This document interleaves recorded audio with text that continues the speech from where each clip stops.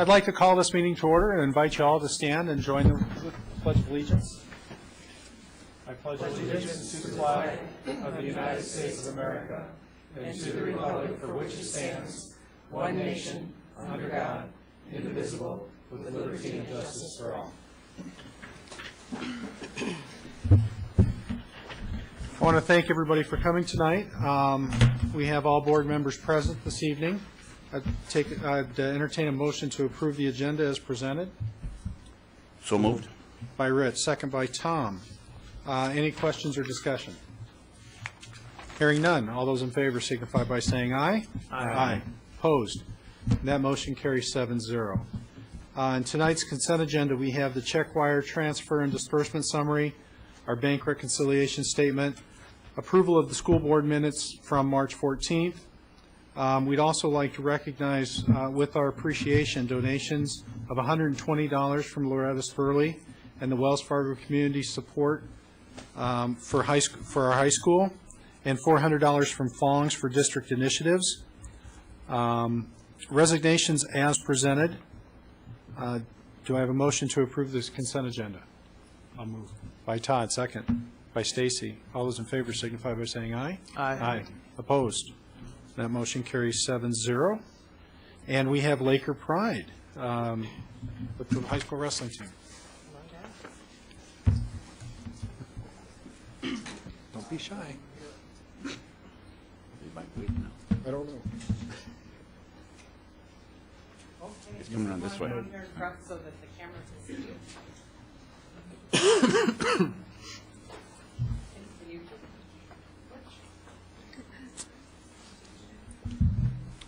We are very excited tonight to have our state champion, third place winner here in the class AAA for our wrestling team. And they have really demonstrated their true grit throughout this season, and it was really exciting to be there at the Excel Center when you were wrestling. Your team was so committed. Your fans were 150% behind you. Parents were screaming. Little children were yelling and jumping up and down. It was very exciting. I think you have a great shot at even getting further next year. So we're very proud of each one of you and all of your teammates that worked so hard throughout the season to get to state. And then to get a third place trophy is really, really quite an accomplishment. And we're just very proud of you all. I'm proud of your coach. Mr. Block, Coach Block, has really done a super job this year. So good that he's been named Coach of the Year by his peers. And we're very proud of you, too. So for each one of you, it is, I hope it's been as good an experience as it certainly looked like for me in the stands, learning about wrestling and learning about all the things that you had to do to get there and the hard work that it took on your part throughout this season. So congratulations to each one of you. Our board chair, Mr. Pratt, and I would like to shake each of your hands and congratulate you. But we'd also like to congratulate Brady. Brady, there you are. All of a sudden, I was looking for your blue, and everyone was in blue. Brady is going to be signing with St. Cloud State, going on a wrestling scholarship next year, and that's going to happen Wednesday at 1 o'clock, right at the end of the school. Is it 1 o'clock? Yeah. Right at the end of the school day. So, Brady, congratulations to you, and best wishes as you go forward and to St. Cloud State. But we would like to congratulate each one of you. We have certificates for you. We're going to go give to your coach to hand out at a later date. Would anyone like to say anything? Can they introduce themselves? Yes, we're going to have them introduce themselves. What weight class are they in? Excuse me? And what weight class are they in? Yes, and their weight class. I'm Ben Rack, and I wrestled 119. I'm Taryn Johnson, I wrestled 103. Sean O'Neill, I wrestled 112. Robbie Schultz, I wrestled 189. Ryan Norton, I wrestled 140. Mike Von Arks, I wrestled 160. Tucker Briding, I wrestled 152. Brady Johnshua, I wrestled 130. My name is Matt Conkey, I wrestled 135. I'm Christy Schultz, I'm the manager. And I'd like to add, if I may, that in addition to their third place finish, they also earned, the Coaches Association gives out academic awards each year. And so this year, this group of men has earned the Silver Award, which is for maintaining a cumulative GPA of 3.0 to 3.49. So, and this is in the 10 years that I've been here, we've earned a silver award 7 of those years. So that's something that they can be proud of as well. Congratulations.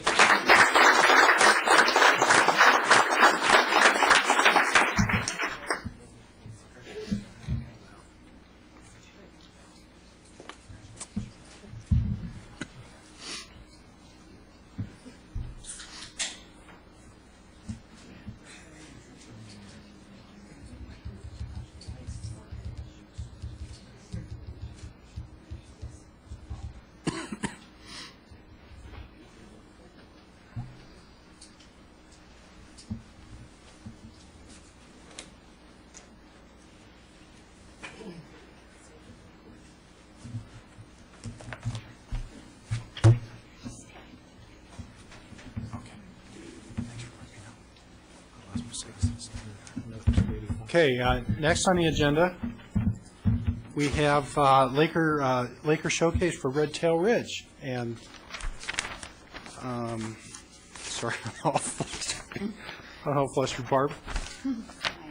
Good evening, Chairman Pratt, wherever Sue Ann Gruber was, and the board and administration. We are very excited to be here tonight to share a new initiative that we have going on at Redtail Ridge. It's PBIS, and I know that you've heard about it, but tonight we'd like to share some of the ins and outs of PBIS and give you an example of how we use PBIS and how we use the data to improve not only our school culture, but academics within our school.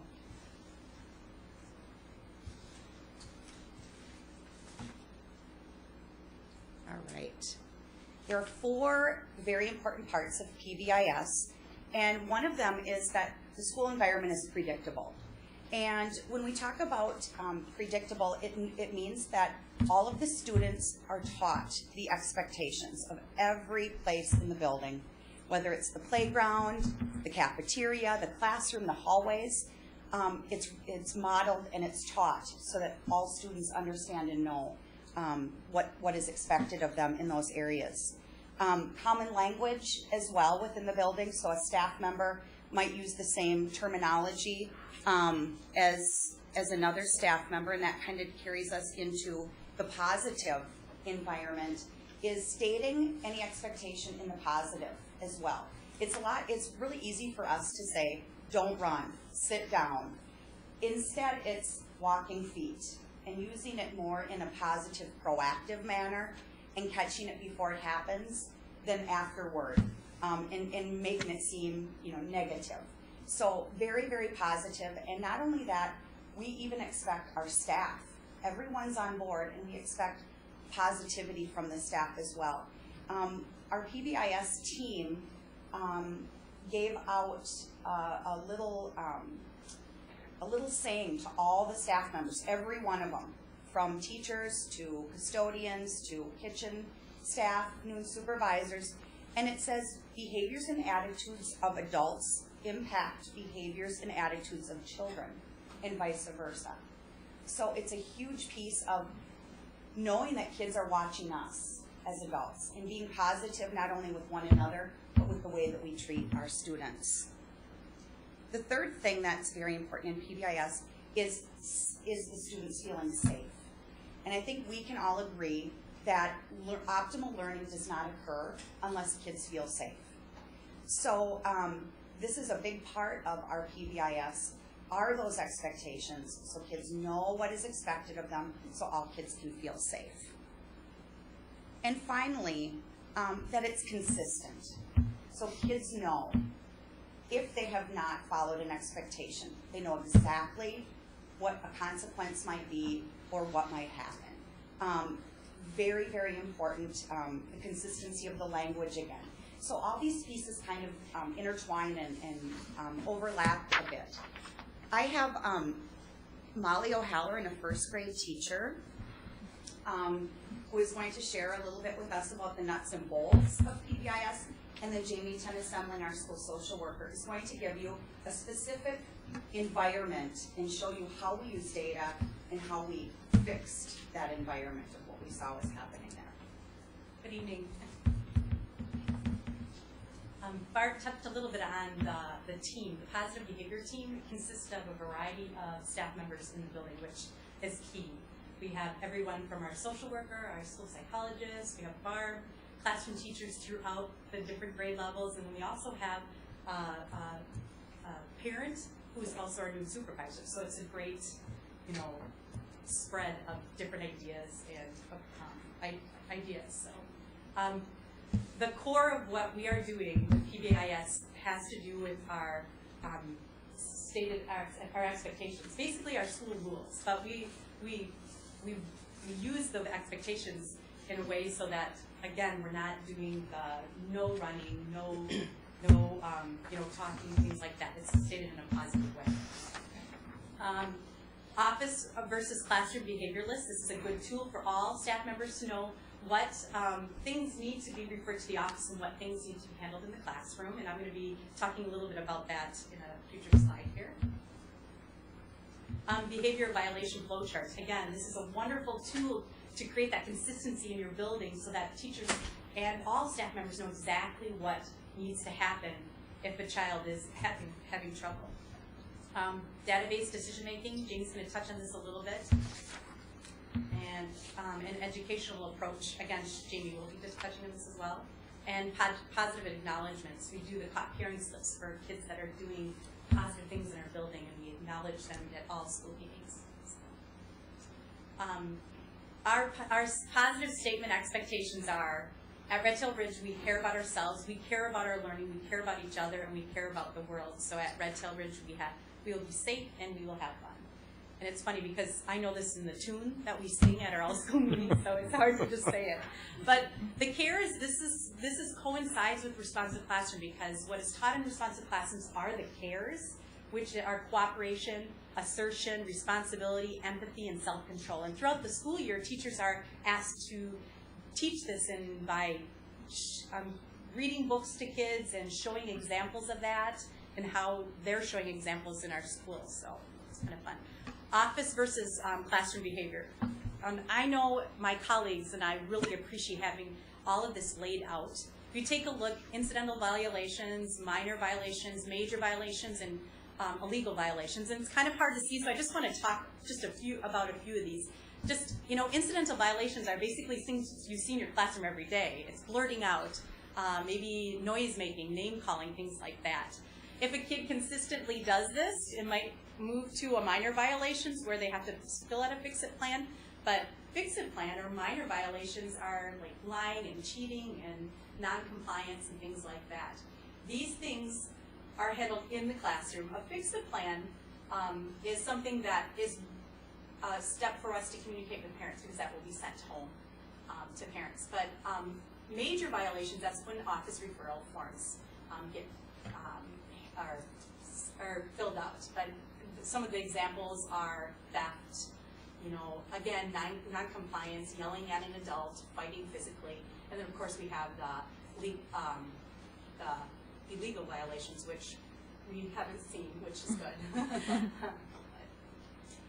This flow chart is another very good tool for that consistency with all the staff members. It goes through and basically gives them all the different violations, how to address the behavior, and then the forms to fill out, and then the action plan from the get-go to the end, what you need to do with that. So, and I'm going to hand it over to Jamie. All right, so our data collection is called SWIFT, which is school-wide information systems, and that collects all of our data regarding the referrals that we have. And from SWIFT, we looked at it at a training in November and said, what is our problem area in our school right now? And at that time, it was the playground. And as you can see, we had a lot of referrals coming in October and November. 44% and 42% of our referrals were from the playground. And so at our training, we decided, well, what are we going to do to help decrease that, which we then started in December. And so how did we approach that?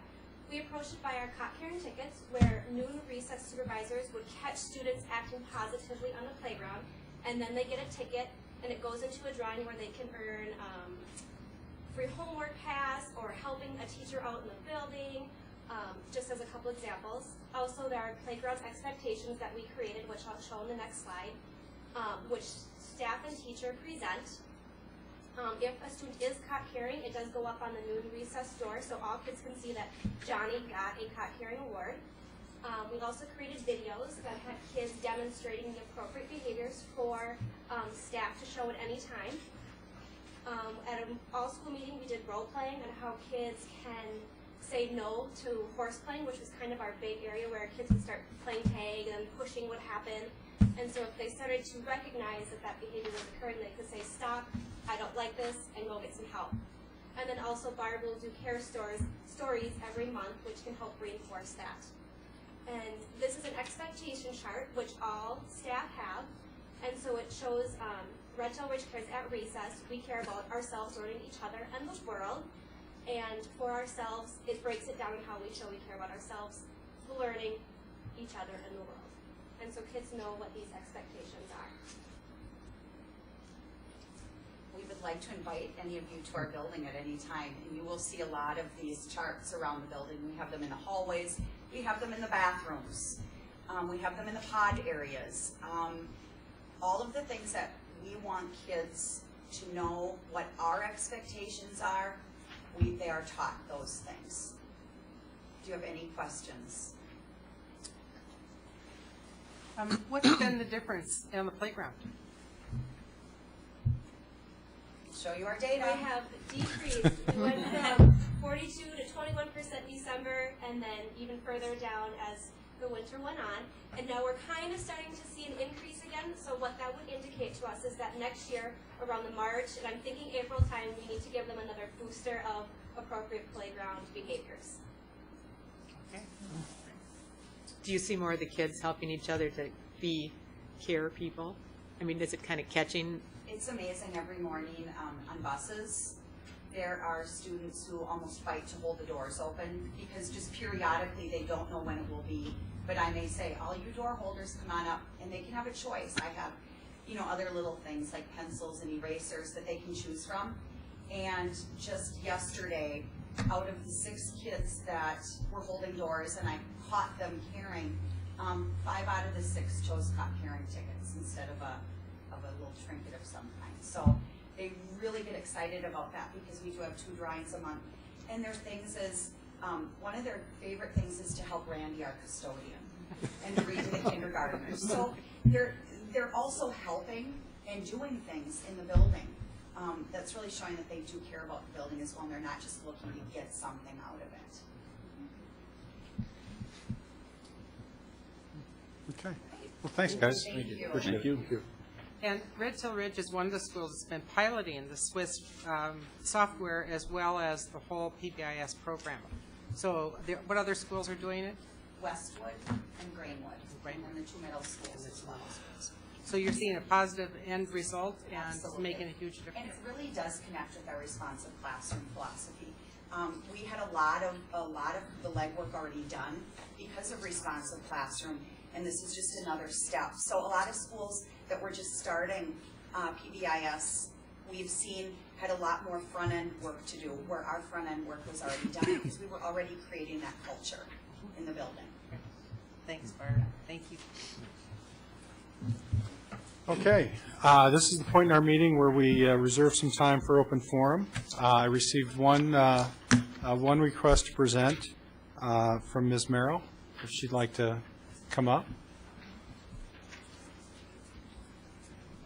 Just a reminder that open forum is reserved for non-agenda items, and just a way to address the board on any other issues. So if you just state your name and where you live and. My name is Kathleen Merrill. Do I have to come in? You're good. I am here for the SS9 issue, and I know that I haven't had an opportunity yet to address this.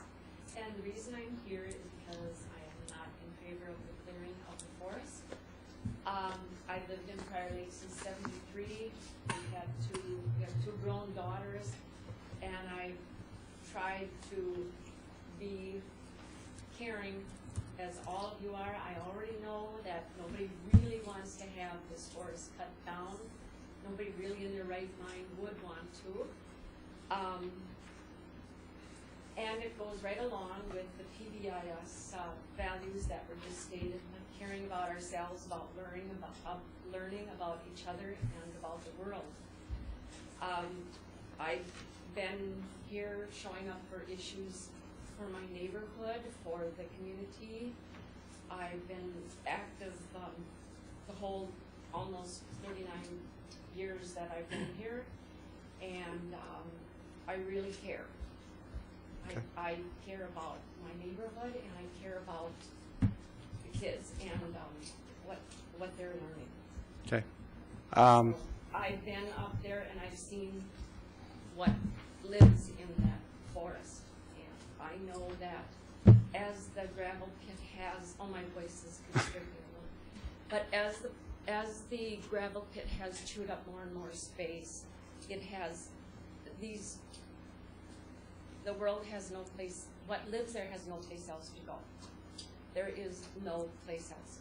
Okay. And you want to say?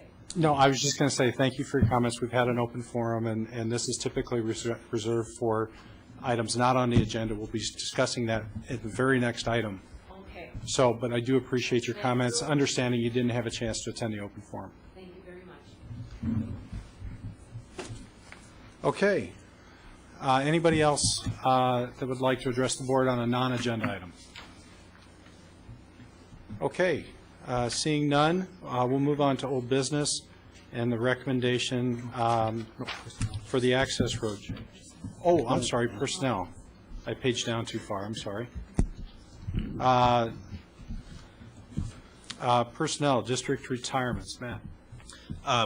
Actually, starting out with candidates for employment. Oh, boy, I really did skip a page, didn't I? Quite all right. So first off, I would like to recommend the following candidates for employment, and am seeking board approval. Okay. Do I have a motion to accept the candidates as presented? So by Tom, second? Second. By Todd. Any questions or discussion? Yes, due to a potential conflict of interest, I'll abstain. Okay. Any other questions? Seeing none, I'll entertain a vote. All those in favor signify by saying aye. Aye. Opposed? That motion carries 6-0 with one abstention. All right, and next we have our district retirements. And first of all, I'd like to present the retirements that we have in our teaching unit. We do have 18 retirements going forward right now, and one teacher who's in a similar situation has requested an extended leave of absence, which you can see on the leaves that will be forthcoming. And there's quite a few names on this list, so I'm not going to be able to go and speak to each individual. However, I would just like to say thank you to everybody on this list for the years of service that they've given to the district. And I'd also like to say that we will be having a district retirement celebration on May 19th from 3:30 to 5:30, and that's at Twin Oaks Middle School. And so with that, and then we also have a retirement. Our principal of Jeffers Pond Elementary, a 23-year employee of the district, is also leaving, Cindy Solberg. I've had the opportunity to work very closely with Cindy over the last 3 years, and I can say that it's been a privilege for me to work with her, and I wish her all the best as she makes this next step into her future. So with that, present the retirements. Do I have a motion to accept the retirements as presented? By Lee. Second? A second. By Tom. Any comments? I just seem to be taking over this role. I mean, I know some of these teachers, and they're awesome. And when I look at the years of service, it's amazing. I know retiring means that you've probably been here a while, but really when you look at the amount of years all these people have been here, it is amazing. And I'm sure the whole board actually and everyone else in the district appreciates all the work and dedication they put in. So thank you very much. I totaled it up, and it's over 500 years combined total experience leaving the district. So it's going to be a great loss for the district. Any other comments? Yes. Just because of the number of years, and I see these names on the page, Matt, would you take the minute it would take to read their names and the number of years of service? Absolutely, you bet. Daryl Barledge, 33 years of service. Katie Bonesack, 31 years of service. Marilyn Coker, 23 years of service. Sheila Fraser, 14 years of service. Linda Gross, 26 years of service. Judy Howe, 22 years of service. Steve Johnson, 36 years of service. Karen Cook, 11 years of service. Janet Mohabir, 34 years of service. Patty Rauhauser, 38 years of service. Carol Rockler, 33 years of service. Gloria Spiker, 12 years of service. Howard Staska, 16 years of service. Grace Tillotson, 38 years of service.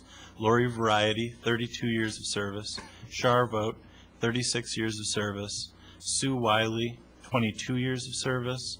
Graham Williams, 26 years of service. And I would like to add just one more name to this, and that's Rick Steinhoff, who I said is being presented under the leaves of absence. But I would just like to say that he's also very much a member of this list, and his service is greatly appreciated as well.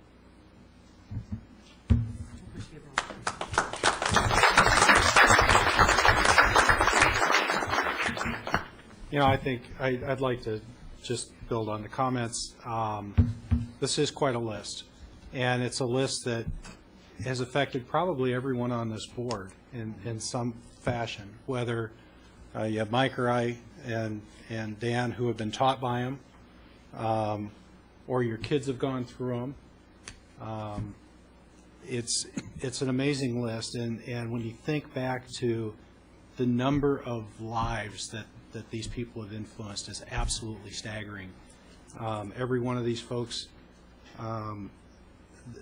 that I know have had a positive impact on kids and adults, and I don't know that anything we say here will ever truly convey the appreciation that we have for them. So, okay, that's tough to move on from. Now we have the leaves of absence. Matt? Did we take a vote on that? Oh, no, I'm sorry, we did forget to take a vote. All those in favor signify by saying aye. Aye. Opposed? Motion carries 7-0. Okay, now leaves of absence. All right, and next I present the following leaves of absence and am seeking board approval. Do I have a motion to accept the leaves of absence as presented? So moved. By Rich, second. By Stacy. Any questions or discussion? You had mentioned Richard Steinhoff. Is it retirement or is a... He's an individual that will be participating in the early retirement incentive program that we offered. He's not going to be retiring as of the end of the school year this year. But so he wasn't able to come forward with this list because of the way that we need to act tonight. But he's very much a part of this class of teachers who's going to be retiring. Okay, any other questions? Seeing none, all those in favor signify by saying aye. Aye. Opposed? That motion carries 7-0. And we have the superintendent's agreement. Yes, next, on behalf of the Certified Personnel Committee, I would like to recommend the approval of the superintendent's agreement. And I did lay out in broad strokes what that agreement is going to look like for the next 3 years. It would have a duration from 2011 through the school year of 2013.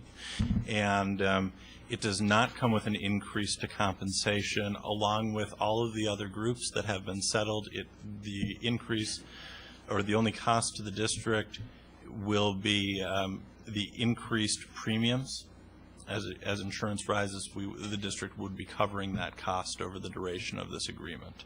Other than that, there's no increase to any other benefits within the contract. Okay, do I have a motion to accept the superintendent's contract? By Lee. Second. Second. By Todd. Any questions or discussion? Okay, well, it comes with the support of the recommendation of the certified committee, and we believe within the parameters set by the board. All those in favor signify by saying aye. Aye. Aye. Opposed? That motion carries 7-0. Job description. Lastly, we have the job description for a technology coordinator. And this comes to you after going through the process of auditing the technology department, and it comes as that department is going through a restructuring.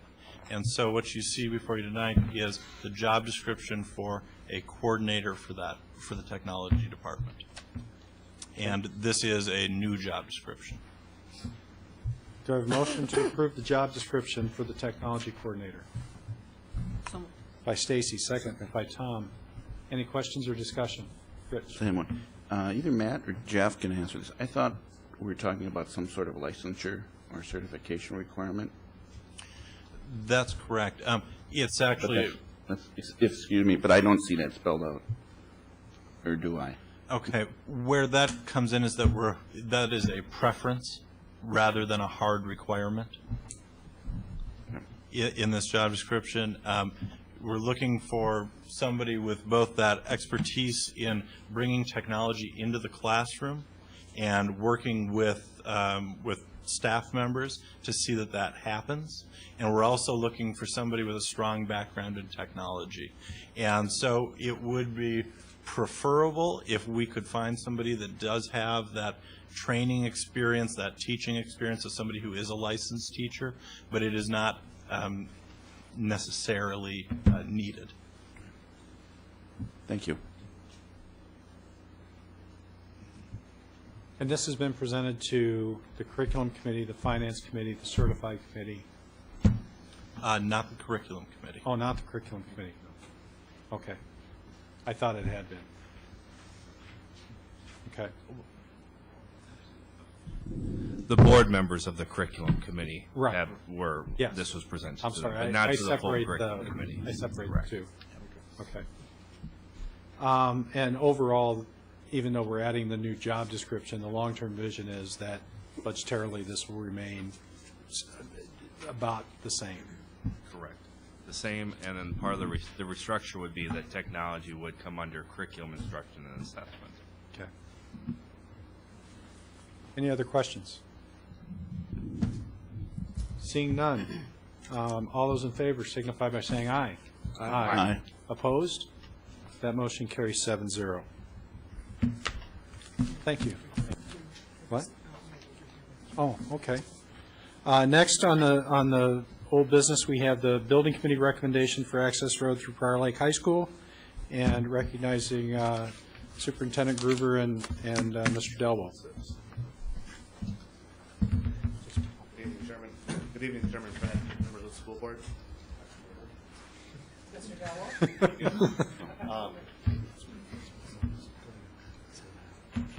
It's not coming about the big screen yet.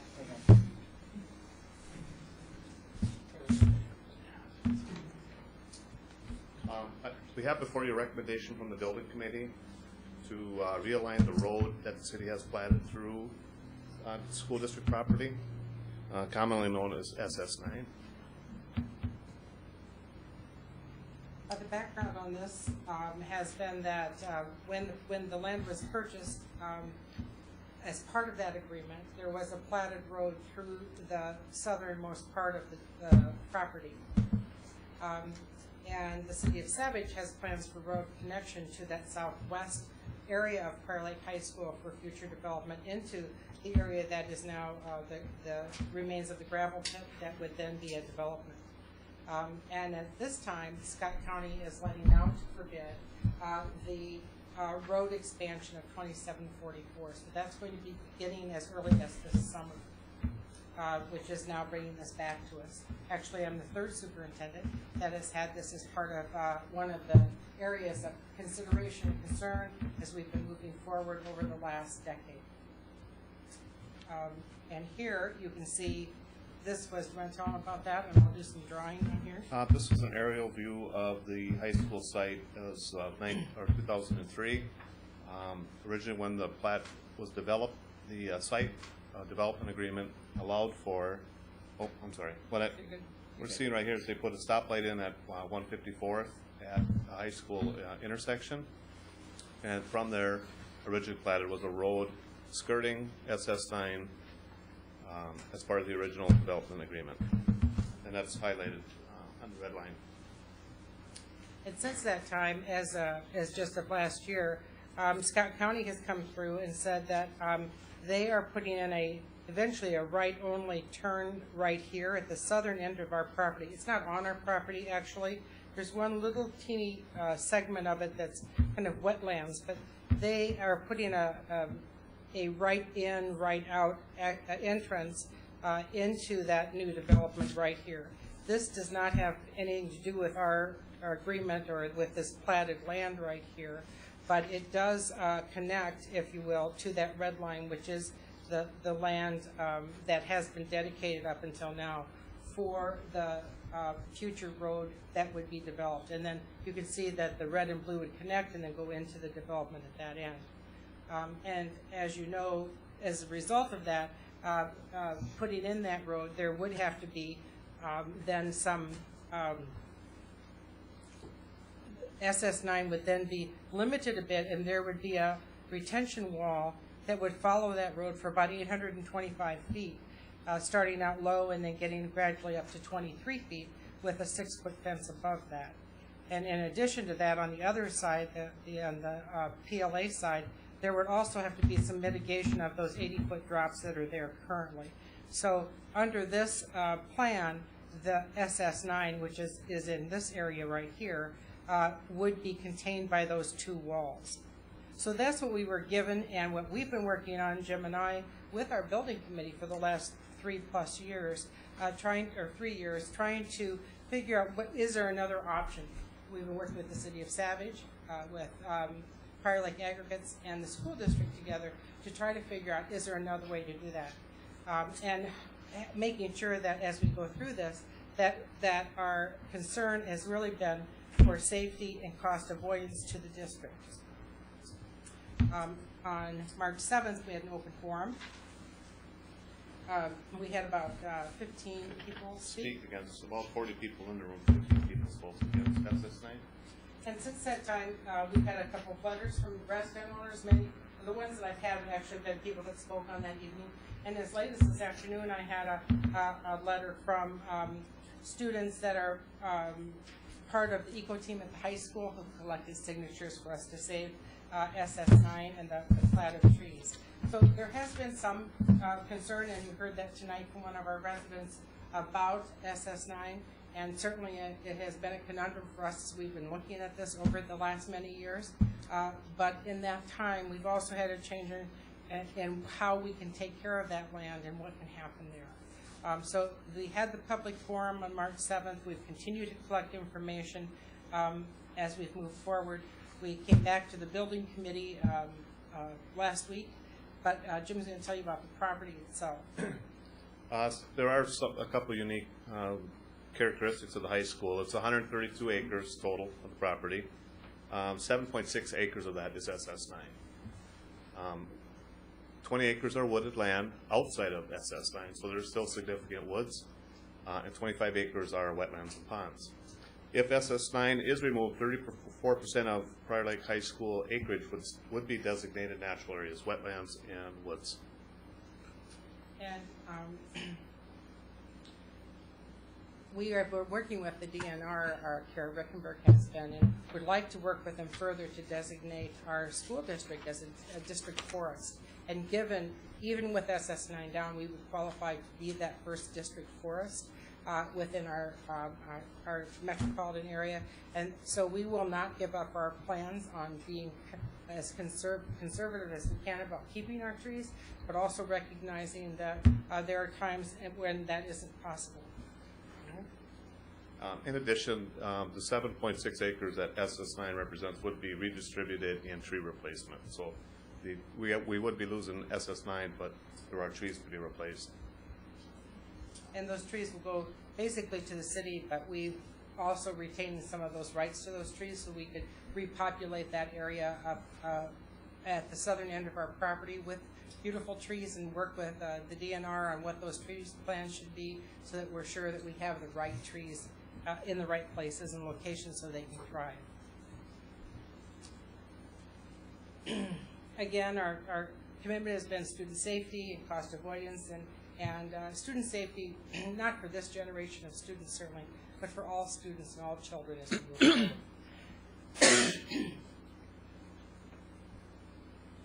This is a dated plan of the development to give us some perspective on where our school district property aligns with the development and really why we are recommending a change in the city plat for right-of-way.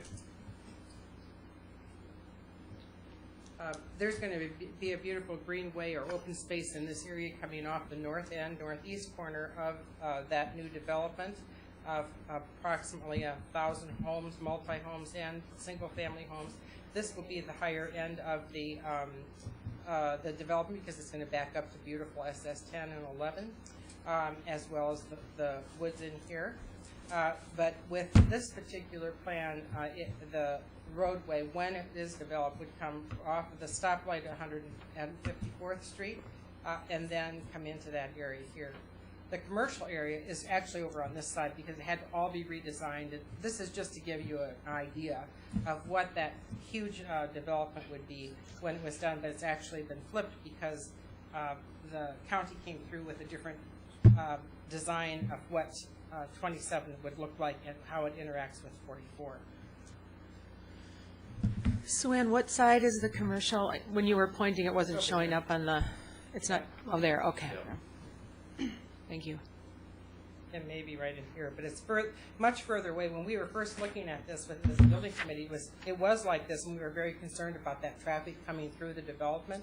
But now that our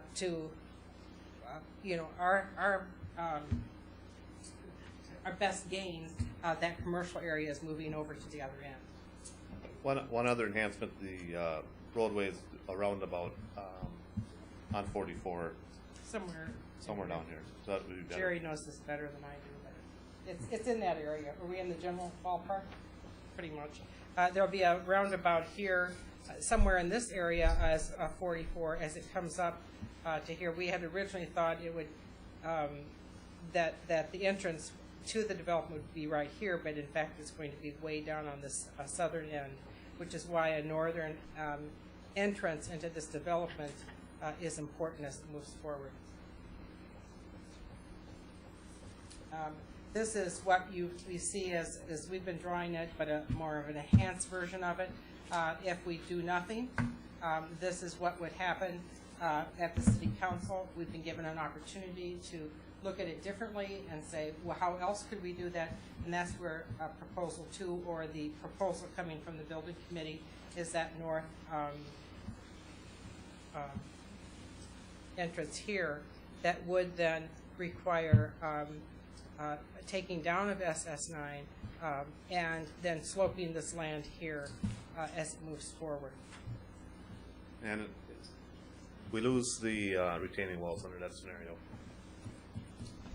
And the cost of the whole project is $418,000, of which Prior Lake Savage Area Schools would not be held responsible for anything other than perhaps some small assessment, but even at that, our agreements, which are a second part of this conversation, would help us understand what that might be or not be.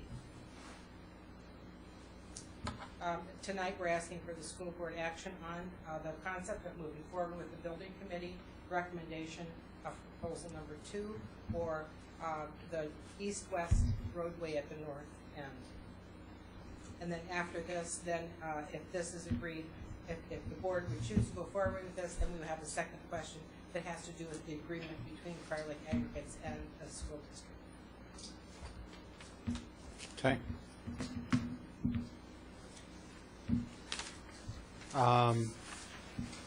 As is our standard action, we take a motion before we open up the floor for discussion.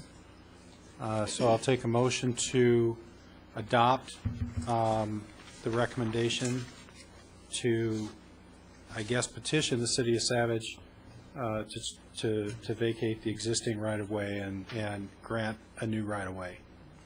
Do I have a motion? I'll make that motion. By Tom, second. Second. By Todd. I'll open the floor for questions or discussion to the board. Yes, sir. Due to a potential conflict of interest, I'm just going to be abstaining from this vote. Okay. Appreciate that. Any other questions or discussion? Okay, I'll take a shot at it. You all knew I was gonna. I wrote it down so I would get it straight. So if you'll beg my indulge your time here. I've walked the SS9 area and spoken to multiple folks, including the Savage City Council members, past Planning Commission members from the city of Savage, and past superintendents to gather all the information in order to make the best decision I could make. Right now, there is no requirement, ordinance, statute, or rule from either the city or the county forcing us to vote on this motion or to enter into any kind of agreement. The utility extension and development of County Road 44 does not require any action by ISD 719. This proposed agreement is a solution in search of a problem. The agreement adds nothing for student achievement or development, and in fact hurts the reputation of this district and what we are trying to do in environmental stewardship. The development of County Road 44 and Prior Lake Aggregates gravel pit can continue without any action by ISD 719. The existing right-of-way was put in by the City Council, never reviewed by the Planning Commission, before the existence of that southern 157th Street road was ever came into existence by the county. The semaphore lights that are now on 154th Street were put in at the request of this district, not by the City of Savage to remove traffic off County Road 27. They were put in by this at a request of this district to aid bus transportation. Prior Lake Aggregates will be mining under County Road 44 for the next 2 years. They will continue to operate for years after that. As the development plan for PLA gravel pit is currently designed, the current access roads meets all requirements for the number of access points into and out of their development without any additional road through our property. In fact, PLA recently negotiated with the county to reduce the number of access points off County Road 44 from their original design. There is no requirement in any statute for this district to aid in the development of their property. SS9 is a beautiful and challenging site, but SS9 does not have to be destroyed for PLA to move forward with the development. I guess the biggest thing that irritates me is that this discussion, it's assumed that the north-south road construction on Proposal 1 is in fact a done deal if ISD 719 does nothing. This is not the truth. City council persons have stated that there's no need for this north-south road and that the 157th Street design that's in there now by county design is suitable enough to handle the traffic for Prior Lake Aggregates off County Road 27. This new three-quarters turn, not right in, right out, but three-quarters turn is the key to how SS9 can be saved. If we give in to PLA, Prior Lake Aggregates, and go forward with this agreement, City Council will only be allowed to assess the extension of the mining permit and not give any insight to this district into future roads for their desire to save SS9. We have heard lots of consternation from the administration about the walls and fencing. The idea that PLA, Prior Lake Aggregates, will have large 70-foot walls is somewhat ridiculous. The city would never allow this, and Prior Lake Aggregates would never be able to sell home lots as designed with such walls in their backyard. Some kind of sloping or sliding hill would be mandated. I've also heard concerns about the safety and the graffiti that would happen on this proposed structure if we don't go through with this agreement. I thought those were addressed very well by student Taylor Francis during the open hearing about student behavior in our high school and the surrounding areas that have similar safety concerns already present in the high school. Also, the cost and benefit analysis conducted by the administration has not been fully developed. They put numbers up for road construction, making it sound that ISD 719 would be responsible for the total cost, when in fact the district is only assessed for the increase in value to our property due to the road. And in quoting Barry Stock, it's hard to believe that the value of the property can increase when a road runs through the middle of it for someone else's benefit. We have also heard that the cost of $7,000 over the last 4 years to mitigate oak wilt and buckthorn removal. Not considered in this cost-benefit analysis is the future maintenance of the proposed soccer fields that would replace it. That's roughly $1,500 per year. By the time the permitting and city fees are paid by this district, this proposed option before the board will cost more than saving SS9. I believe SS9 offers in the last months. We've heard lots in the last couple of months from newspaper articles and such about volunteer partnerships to aid in the removal of oak wilt and buckthorn at other locations in the city. And the entire school board has heard from resident Victoria Ranow about her volunteering help to clean up SS9. I've had lots of folks come up to me. What's that? I'd like to offer others a chance Well, to comment. So I beg your. Yep. I'm home. Okay. I've had lots of folks come up to me and ask questions, and why we're even considering cutting down SS9 and these 50-year-old trees. The public voices were heard loud and clear against removing SS9 during the public input and the multiple letters in the local paper stretching back to 2008. To gain an understanding of the things I don't understand, I find it useful to follow the money. From what I've seen and learned, I believe the city is using the threat of assessment on the existing right-of-way to aid in the development of the gravel pit. The city wants and encourages development to aid in tax revenue for the city, and PLA profits from the gravel under SS9 and uses the extra fill to aid in contouring and landscaping their property in order to sell their homes. What does this district get out of the deal? A couple of soccer fields that no one in the administration has shown that we have a need for. This school district has built a name for itself and branded itself as being a leader in partnerships and environmental stewardship to aid student achievement. We celebrate partnerships with award dinners. In fact, this district has done so much in this area that we invited our state and federal representatives to this very room to show and publicize what we have done in environmental partnerships. And how are we treating this partnership before us tonight? Well, I've never met the owner of Prior Lake Aggregates, and I don't believe any of the other board members have. I've only met the lawyer once during a committee meeting. Prior Lake Aggregates don't even have the decency to come before this board and the public to discuss why. Please. I'm a duly elected member. You are a duly elected member, but please, let's keep the discussion respectful, right? This is about our decision and not about disparaging Prior Lake Aggregates. I wish they would come before the board and express why this is good for this district. Some people say these are only trees and we can grow more, but these trees represent our natural history. I believe nature is God's artwork. Things in the world have inherent value above and beyond what someone's willing to pay for them.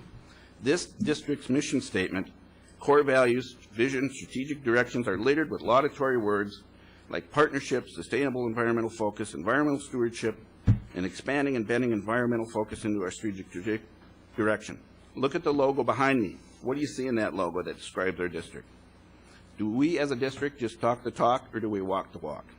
In closing, if this proposal passes, I will be sad for the loss of the beautiful SS9 trees in the area. But I will be sadder for the loss of trust and confidence the public will have in this board. I urge all of my fellow board members to vote against this proposal, and I thank you for your time. Are there any other comments or questions? Yeah, I have a comment. Yes. To counter your point, Rich, the committee has met with the owners of Prior Lake Aggregate. He has been nothing but very much a gentleman and on the up and up with us. He has not tried to pull anything. I do not like the idea of you suggesting that he's been trying to pull something over our eyes. I'm not suggesting that. I wish you would have come before the full board and explain why this is such a decent proposal for ISD 719. I think, Rich, is two things. One, you've delegated this task to the building committee. The building committee has done its due diligence in meeting with all of the affected stakeholders here. Not once have we ever mentioned that this is any plan to accommodate PLA. This is a plan to accommodate us. I was on this board. I was on this building committee at the time that this road was designed, and as I've stated in the past, it was done at the 11th hour to accommodate the requirement for a road connecting Prior Lake Aggregate to County Road 27 at the stoplight, and B, with the understanding that it would be addressed at a later point in time. At the time that all of this, through the developers agreement, came to fruition, as I've explained to you in the past, we were under the timeline of either delaying the project or moving forward. you're absolutely right. There's no requirement to vote. We have a plan that sits in state today. But 3 separate building committees have looked at this issue and said this is not preferable. That we're bringing in a lot of traffic to County Road 27. It doesn't make sense to add the expense of all the retaining walls. I personally am offended that you're accusing me of doing this for PLA. I'm doing it for us. I'm doing it for what's best for this district and what I believe is best for this community. And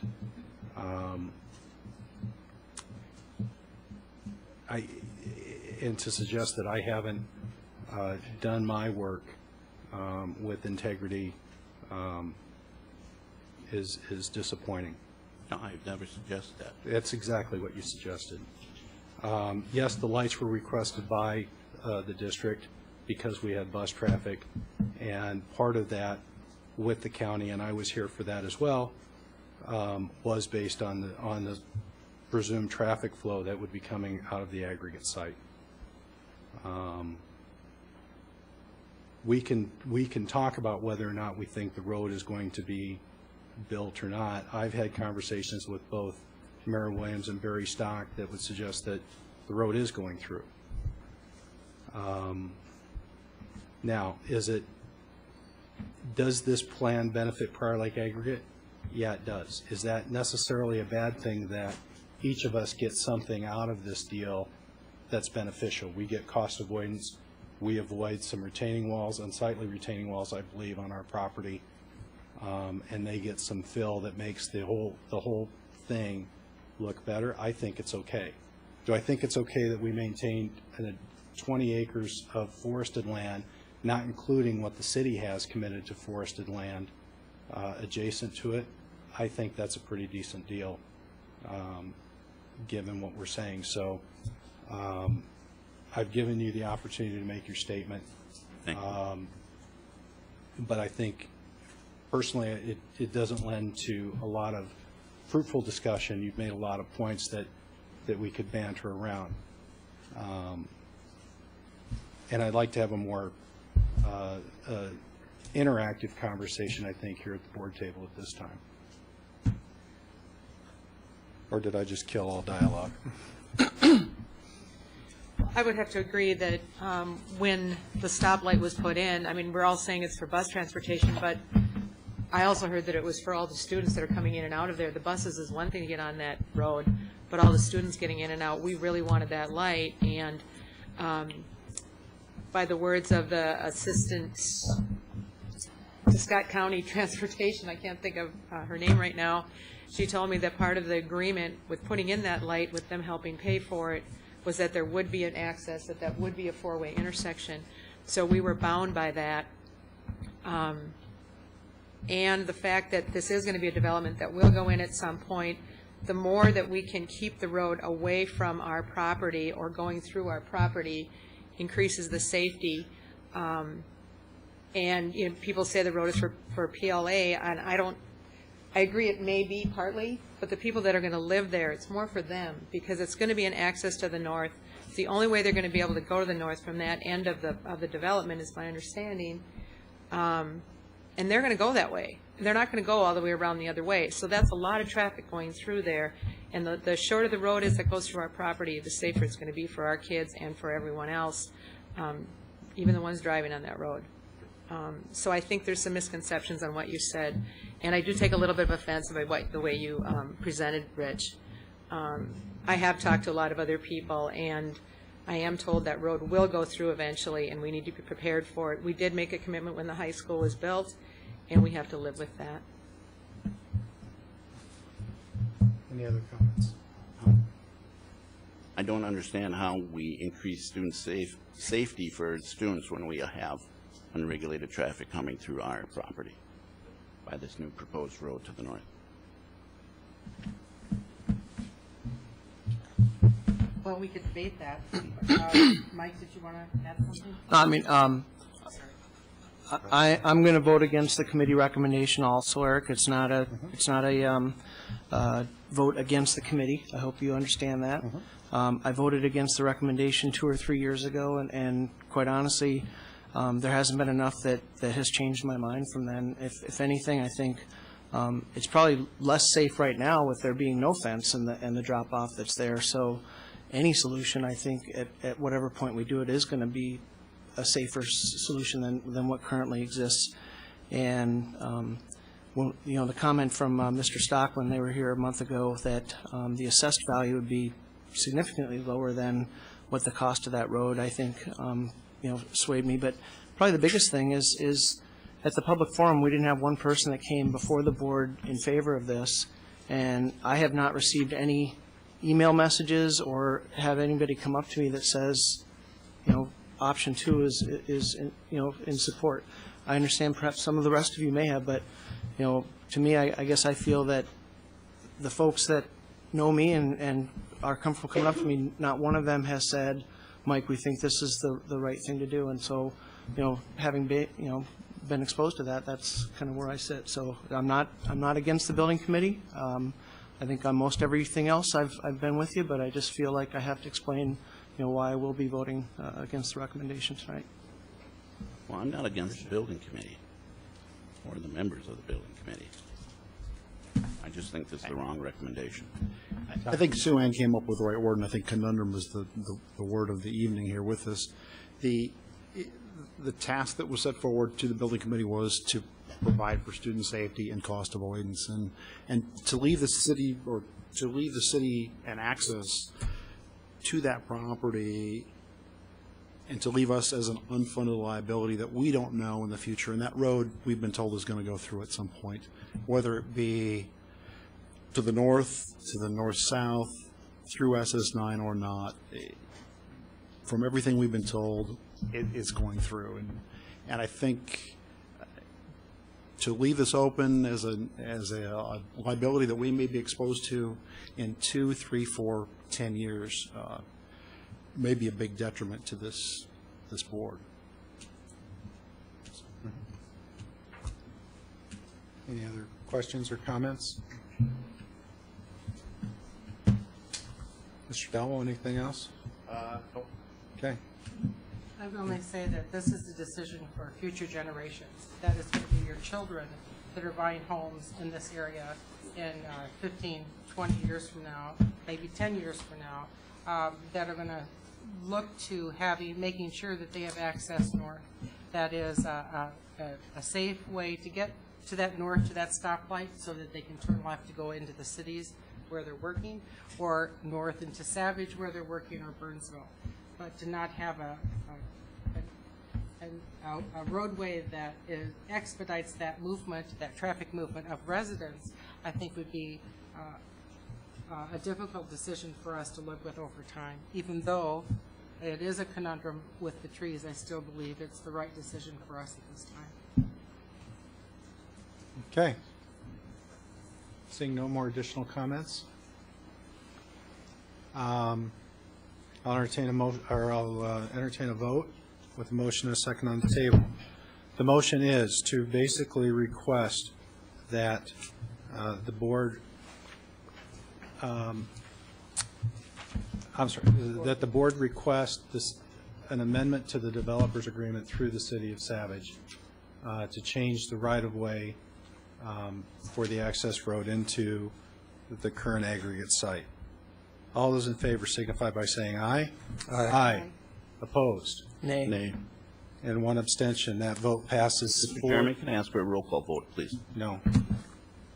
I think it's well enough known that who voted yes and no. I think it's not necessary.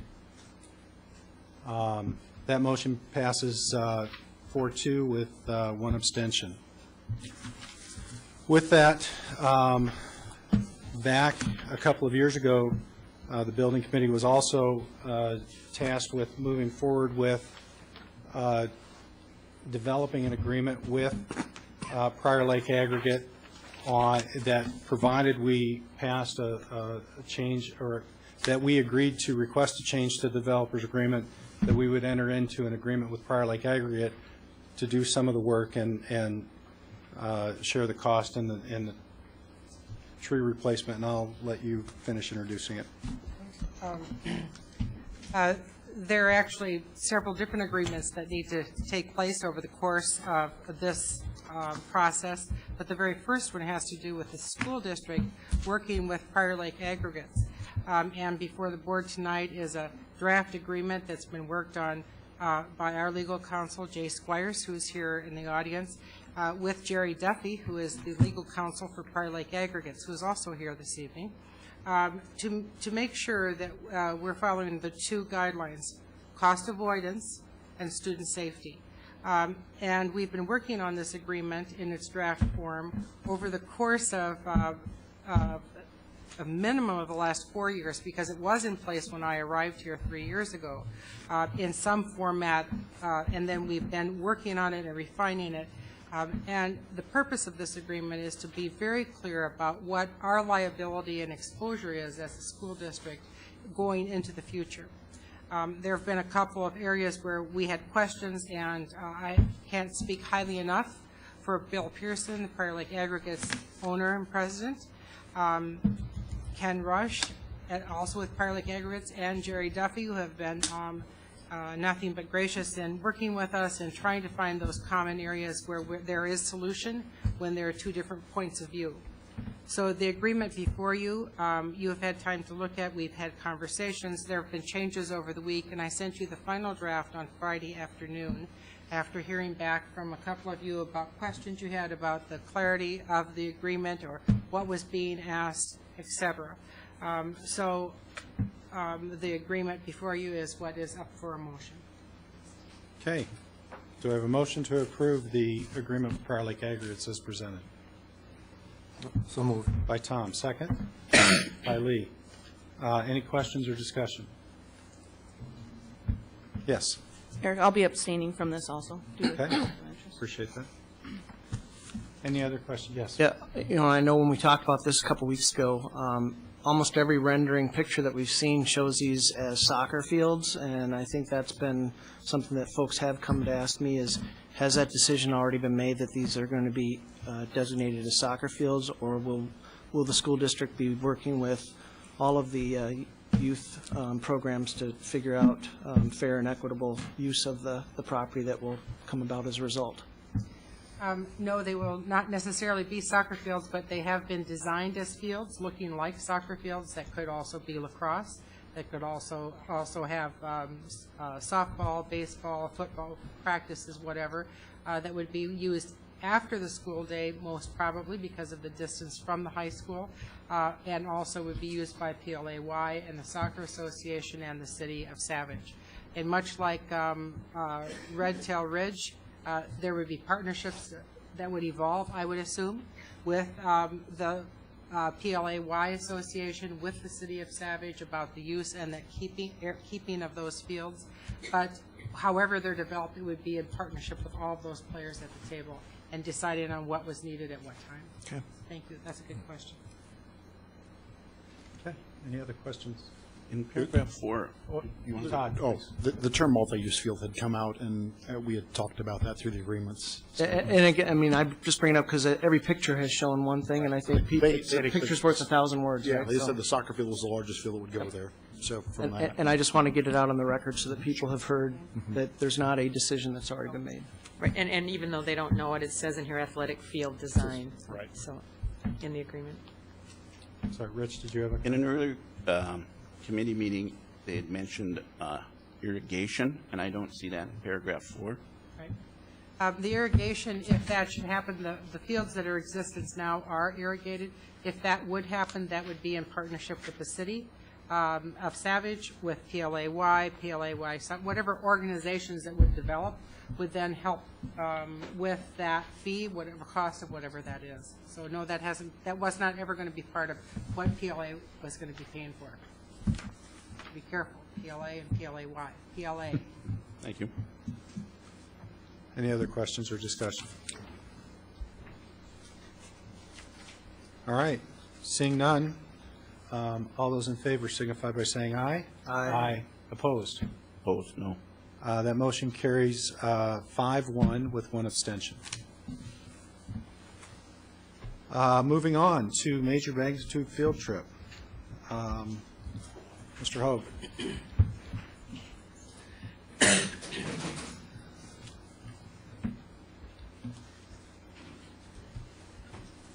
Good evening. Thank you for allowing me to come in today to ask for this major magnitude field trip and to lighten the mood a little bit, since we need some of that right now. The trip that I'm offering, as you've seen in the proposal, is to go to London, Stratford, and Bath. And one of the reasons I want to do this is because England is my second home. I studied in England during my junior year in college, and basically I keep reminding my wife every once in a while that if I wasn't married to her, I still would be living in England, but thankfully I'm not. Anyways, with the proposal that I've put together for you, you can see the general itinerary of going to London, and Stratford, and Bath.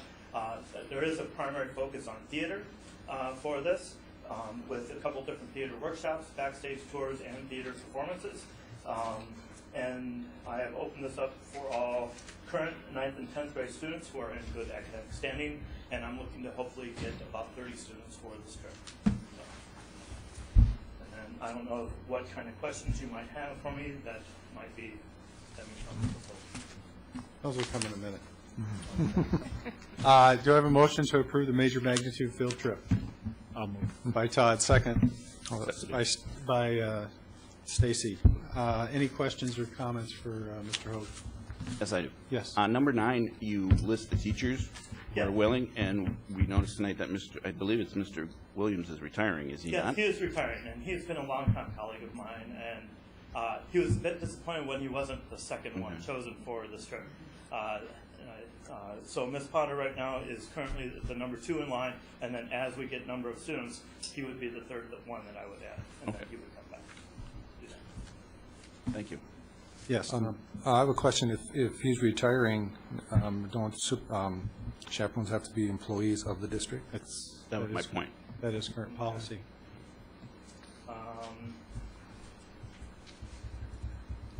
I think what we should do is... Well, first of all, I'm only planning on having 30 students.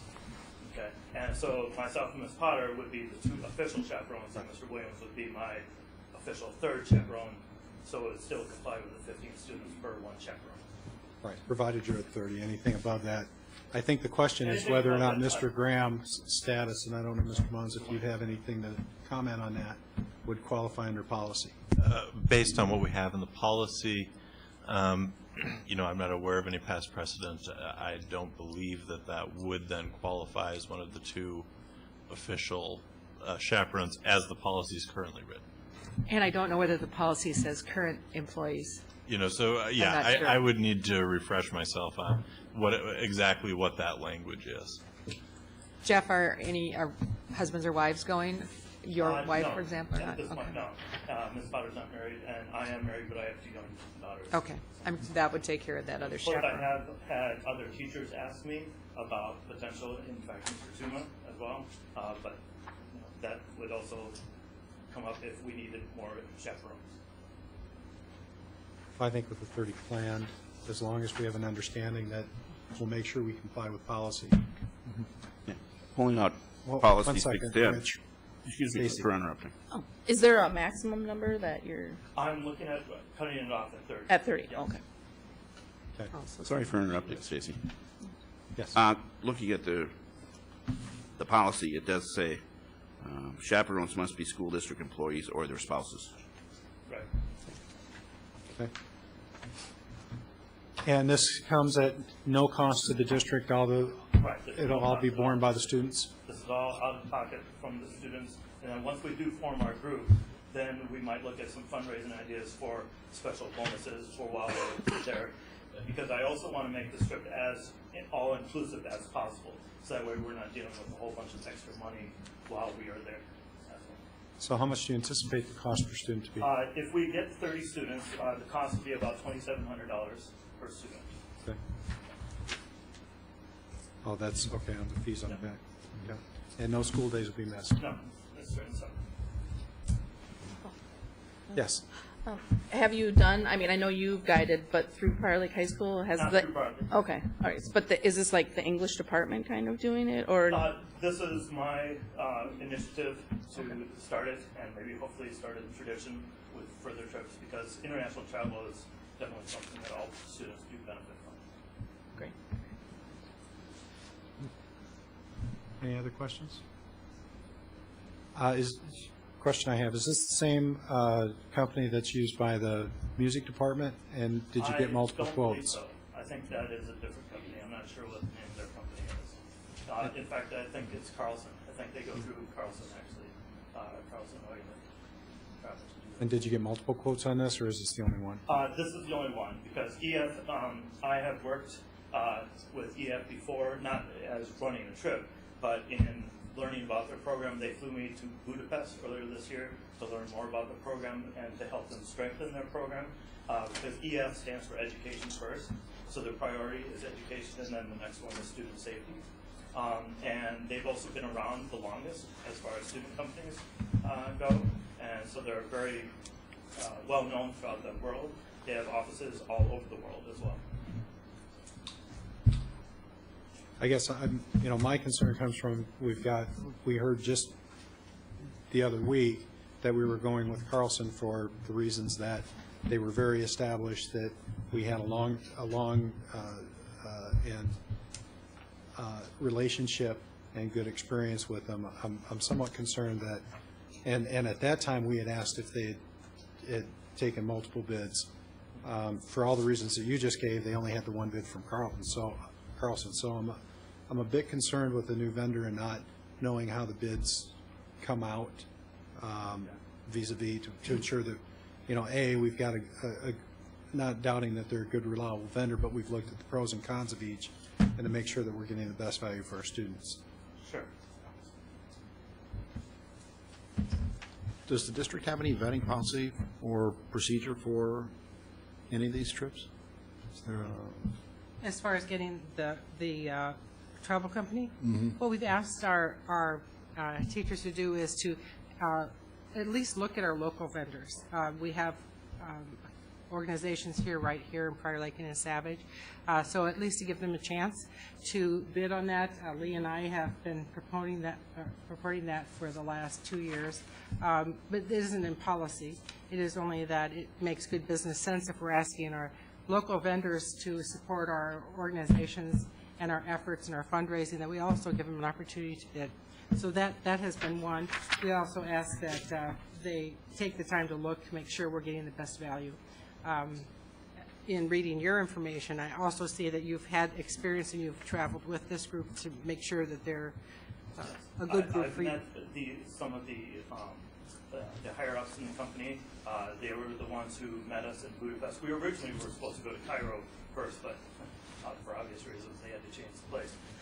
So when we got to Budapest, they took us through, here's our selling point, and then they asked us as teachers for feedback. There were 40 of us there from all over the country, and so they asked us for feedback about things that we want, like limiting free time. We don't want the kids to have a ton of free time, because that's when a lot of things happen, or when a lot of things can happen, and so on. Dealing with travel guides. With EF, they have a very established relationship with touring guides throughout the entire world, for that matter, because they do travel throughout the world. Okay. Yeah. Have you seen student? Because I think you might have already had a meeting. I thought I saw. Have you seen a lot of student interest from the current 9th and 10th graders? Yes, I have actually. I have talked about it with some of my students, and I already have some people who are highly interested. And we haven't gone out and dragged people yet to say, hey, you need to go to this. But that should come along. I may have missed this, but what was your ideal number? 30. 30. Thank you. Okay. Any other questions? I'll just make one comment, Mr. Hook. I think this is a really good layout. I like the fact that you've got it, especially the itinerary looks solid. I'm gonna vote against it just simply for the reason that we've got a new vendor. We haven't received multiple bids on this. It was something that came up at the board table last time, and a step that I'd really like to see occur here, especially when we're going with somebody we don't have any experience with. But the concept of the trip, I'm supportive of. Can we table this for next board meeting to come back with a second? The second bid? Okay. I'll ask who made the motion? I did. Oh, well, then it's your motion to. Sure. I think Sue Ann is right, and I think the policy of at least offering the local businesses a chance at looking at this and saying, yeah, we can, no, we can't. I think would be good policy. I know. I mean, they have a general tour that they say, here is curtain time in England, and you could do that. But with my experience in England, I said, here are the things that I want in the trip. I want the tour to Stratford. I want the backstage tours. I want the theater workshops. And they were able to give that all to me. And they said, well, that's going to cost a little bit more. But then when they processed the whole thing, it came back about $400 or $500 cheaper than what they had anticipated in the first place. So, yeah. I have a question. Now, this tour company has done worked with a lot of students. Are there many other touring companies out there that can do the same thing? Because there's Passports, there's NETC, there are a number of different ones. My wife has traveled with NETC before. My wife is a Spanish teacher at Mons Academy, and she's traveled through other independents. When you travel through an independent, an individual travel agent, the costs actually do go up. But with EF, they also operate in bulk, so they're able to give the cheaper prices for students. Okay, so we have a motion to table it. Is there any disagreement with that idea, and we'll bring it back on the 26th? Just to, yes. Maybe this isn't exact, if we are going to make this a requirement going forward, then I would strongly recommend that the policy committee look to actually put that in the policy if that's going to be a reason for us to have issues. Yeah, so I think it's only fair. I mean, instead of it just being a strong suggestion, I think then we should make a policy that we expect multiple bids on all of our, especially I guess what you're really more, if I'm hearing you right, Eric, it's the fact that it's a new vendor that we don't have a relationship with, and so maybe I just ask the policy committee to revisit and think through what would be appropriate. Because I'm sure you're frustrated to come forward, but I appreciate Eric's perspective also. I've also heard from other teachers who have done summer trips that they never needed permission for summer trips, and I don't know if that's a current change. No, as a board member and as a parent, I appreciate you coming forward to the board, even though it is outside of the school year. I don't know what our policy is there, but I do appreciate that you're trying to make sure that it's all in the eye of the district and everything. So, but I do, Mike, I do think there's an extenuating circumstance here, and that we've got this trip to Budapest that was at their expense. Right. I'm concerned with conflict of interest in this case as an extenuating circumstance that we don't normally see. That I think we should get multiple bids in order to remove that that perception. Yeah. But and again, all I think is I think it's fair if it's any new vendor that we don't just bring a single bid then. That in that case, I think it really should have somebody else. And so that's why I agree with the potential conflict, but also I think, if we haven't used somebody, I think we really should make sure that we've got the formal comparison, if you will. Well, I brought it up the last time about getting more bids, and new companies even more so, but some of the companies that we've been using all along, it becomes kind of a comfort thing, and I appreciate that, but there may be other people out there that can give us the same thing at a better value. And it is only fair to our local agents that we're asking them all the time to support us financially or otherwise, and then we go off somewhere else and do our business with someone else that doesn't necessarily support us. So we did have discussions with the principals about this, I want to say almost a year ago now, so they were aware of our desire. It's not in policy. We can certainly look at the policy to make that more clear I know one of the stumbling blocks will be is it's difficult to compare what one travel agent will offer versus another. You're not really comparing the same things, and so that does get to be a little bit of a problem. But we can definitely look at that and try and word something in policy and bring it back to you. Okay, well, we have a motion to delay this, and Put it on the- without objection, we'll move it to the next meeting.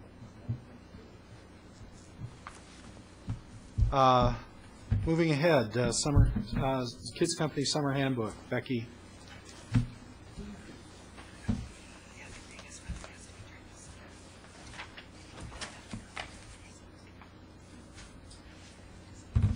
Good evening. I'm here to request board approval of the Kids Company 2011 Summer Handbook. Some of our summer planning is still in progress, so that accounts for some of the areas in the book that you have in front of you that's not complete. So, and those areas have been noted. If you turn to page 5, we have offered summer and school year 2011-12 registration online this year as an option for families who have been requesting it, so we're trying to respond to those requests. We still have the old-fashioned way of hard copies if they want to go that route too. On page 7, we have decided to drop the golfing, put the kids on golf option or program for the summer because enrollment has dropped the last couple of years.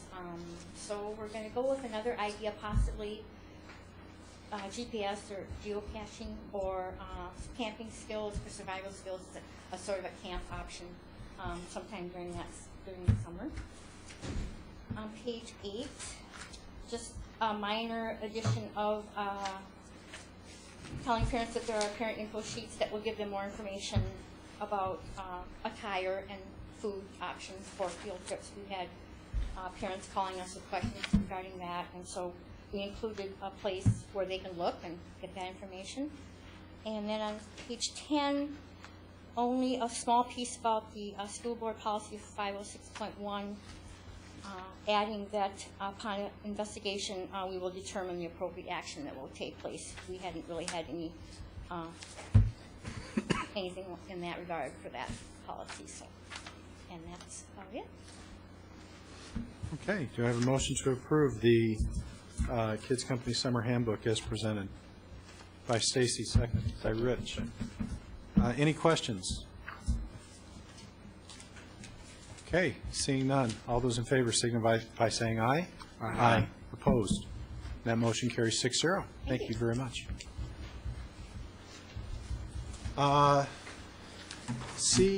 Program first year results. Jim and Sherry. Good evening again. Chairman Pratt, School Board Dr. Gruber. I'd like to introduce Sherry Bruner, and I would like to talk about C results for this year. Sherry will outline our C initiatives, and then I'll follow up with some of the energy projects that you also have approved. Chairman Pratt, Dr. Gruber, Board Administration, thank you for having us to this evening. I brought good news. We finished up with our first year in the C program, the 2010 calendar year, and in your package you should have a summary of both the cost and the usage of the savings. We came just shy of $200,000, $636 shy of $200,000 in our savings, so we were very, very close. I've been very active with the kids out in the buildings. The C squads are up and running. I don't know if you remember me talking about them with their little Oops and Wow stickers, and the kids are really having a good time with that. Different buildings are doing it at different levels, and it's a really fun activity for the kids. I have been in 38 classrooms in the last week and today with the Energy Game Show, which is allotted to me 2 times a year in the fall and in the spring. And I've been in 38 classrooms playing this game, and I brought a 50-second video clip here to show you this fun activity from C. So if you'll take a look here. Oh, I need to unmute it. No, they've got it right here. Oh, yeah, it's on the smart board, yeah. Why isn't it starting? It's on pen. Yeah. Oh, it's on pen. How? Click the red X. That'd be me. Red X. Red X. Up in the upper. Upper right. There. Okay. I think we got it. All right. Here we go. 400,000. What percentage of the electricity used to power an incandescent, and that's a regular bulb, not a compact fluorescent swirly one, is wasted as heat? 1%, 90%, 100%. Incandescent bulbs are all heat and no light, or 0%. Incandescent bulbs are very efficient. Team Mons. C, 100%. All heat and no light? Okay. Watch D, 90%. Celebration. Light bulb, only 10% of that electricity is used as light, and what we're playing there is Who Wants to Be an Energy Zillionaire, and it's kind of based on the Millionaire game, but it's got wireless buzzers and some great energy facts, and I've been out, like I said, in 38 classrooms playing that, and it's been a lot of fun. Kids have been learning things, teachers have been learning things, and let's see, I will be bringing it to Twin Oaks this week in honor of Earth Week. I'm going to be set up in their lunchroom from the beginning to the end, and middle schoolers will be able to kind of play that and take a few questions. I brought along, this is what's out in the buildings, and this is a good visual for our savings, so our 199, 364. So these were our 4 quarters, and then this was our year total. So it's our energy savings, both in dollars and in percentage of the change from our baseline. So we did really, really well, and it's, the kids are just really into this, you know, energy and green, it is the buzz. I want to move into the energy grant projects that we've. I'd also like to add, Sherry's been doing a great job out on the sites. She's getting the staff and the kids involved in C. It really is a program about awareness. Our consumption in energy is going way down, and it's a lot of work and it's a team effort, and I think it's one I'm really excited about. We've got great kids in the district. If you remember, last year I asked for some energy matching, or some matching funds from the energy department from the state of Minnesota. I just want to highlight some of the projects that we're putting in. We asked for lighting upgrades, lighting controls, carbon dioxide sensors and controls for the air handlers, destratification fans, and a high efficiency boiler. There's the lighting in high school. I don't know if the change, if anybody's noticed the change, if you've been in the high school, it's pretty nice, isn't it? Yeah. A lot more light and Mr. a lot Lund less is saying that too. That was a really good project, pretty visible. Same thing in the Gold Gym. We've added lights and blue gymnasium at Twin Oaks, or that's high school. No, this is high school. Yeah. And another thing about those lights is they are instant on. They don't have to warm up. Instant on, instant off, and a lot more light and less energy. A lot less. Energy. And then these are the two. These are the 2 boilers at the high school. That little boiler right there will run the high school for probably 8 months out of the year. Another benefit of running that boiler is we get dehumidification in high school during the summertime, so it won't feel cold and clammy like it does now. It'll be a really comfortable space, and again, for very little energy. This was something I wanted to highlight, and Dan, you're aware of this, because I suggested to Jim this project, and he's like, well, let's see what student council thinks of this. And so student council paid for what you see there, the bottle filling station. And what it does, as you can see, it's a water bottle filling station. I guess there are lines all the time for kids to fill up their bottles between classes and for sports. The cool thing about this is, if you see there's a counter on there, that 25,659 bottles have been filled in not quite 2 months. So that's kind of telling you how many disposal bottles are being kept out of landfills. Right. So we're reducing our waste stream. Yeah. So I'd like to thank the student council for that. Yeah. That's great. That was awesome that you guys did that for us. So, and what else? I think that's it. So again, the number that we've cost avoidance for this year was $199,000 and change. Yeah, 636 shy of 200. So, any questions? Any questions? What was the cost on the water bottle machine? It was Dan made. not quite $400, and then our maintenance put it in. We installed it. It was about $400. It went into an existing LK fountain, so it was. My daughter plays volleyball, and they have the same machine, and there's a line there, but the drinking fountain next to it, there's nobody at, because they all want to fill their water bottle there. So it's a good idea. And Yeah, they put it right outside the gold gym. yeah, I saw it this weekend. But yeah, it's been very popular, hasn't it, Dan? Oh yeah. If I can just make a couple comments. Yeah. Well, I guess I'll start with the water bottle thing, but I think the number, I use it all the time, every day too. So I think the number was like 28,000 something today. Okay, see, I just took that on Friday afternoon, Yeah. and so by Monday, this afternoon, it was 28,000. Yeah, and so then just kind of, taking some terms out of my statistics class, I'd probably guess that there's a pretty strong correlation between the amount of plastic bottles that are bought and that filling station being put in place. I'd say there's a lot less bottles being bought, not to put it at expense of the school, but Oh, you mean on the vending? yeah, but in the whole sense of going green and stuff, and there is a very strong interest in wanting to use that.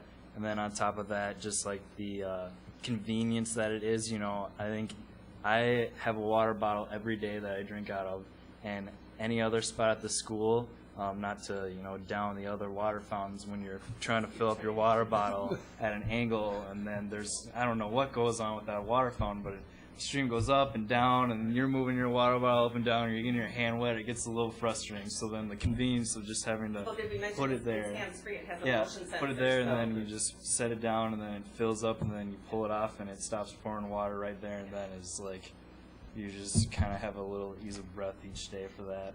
And then another point that I want to make on top of how much fun those kids were having with Who Wants to Be a Eco-Zillionaire.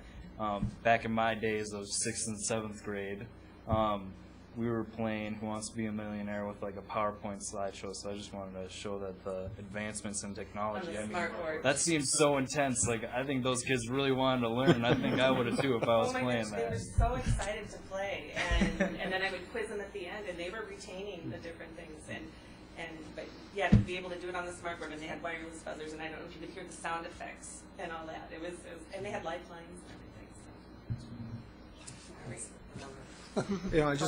I got to say, I'm just looking at a 20% reduction overall, and I think that's a great outcome for a first year. And Our goal was 10% for the first year, right, and we hit that 20%. So. Any thoughts? I know we're just coming out of it, but any thoughts about how this long extended winter is going to affect the program and some of the savings that we see, or how much? I mean, do we expect to see that same? Would we have expected that same 20% savings even with a harsh winter? We would have been even higher. Well, the baseline is set, and the fuel prices and the weather is taken into account. Right. The heating degree days are taken into account on that. So it's an actual, no matter what the weather, that's actual consumption. Right. It's accounted for. Right. So it is easier to compare because, we'll see. It's apples and apples. Right. Yeah. Well, I see that we've got 20% savings in any measure of unit and a 14% savings in cost. So certainly there's a difference between the cost and the amount being consumed. Right. Yes. I have a question. Is this typical of other schools or other facilities gone into for a savings? According to Schools for Energy Efficiency, which is the program, we are doing better than most in our first year. So we are seeing good savings. We have some things in place, but a lot of it is just that awareness, that behavior modification, and you start putting that in place, and everybody's jumping on board, and everybody's doing their part. I don't know if you've all been in restrooms here and seen my newsletter. So I found a captive audience, and those are in the staff restrooms all over the district. So get my information out there how I can. So. And Dom C is one portion of our operation. We're focusing on energy pretty heavy. C is definitely helping us with that, but we look at every opportunity to eliminate waste. Water to electricity to gas, and sometimes at the cost of getting, turn the lights off, then people sometimes let you know they don't agree with that, but it really does save money. And part of what I do is try to get the word out there and in playing that game and talking to the kids. And I talked to them about the fact that it's not just about the energy, it's also about the environment, it's about the world that they're going to grow up in, and we need to be good keepers of our resources and good keepers of our energy and that. And so, it's a whole big picture. It's not, just C. We are very committed to the energy efficiency efforts. Any other comments, questions? Yes. I just want to thank you both. This is a significant savings, cost avoidance to our district, and we appreciate your efforts. So thank you. Good year. Thank you. 2011-2012 school board dates, and I'll let Dr. Gruber introduce this. Sure. Before you see the beginning with July through June of that school year, what the board meeting dates would be.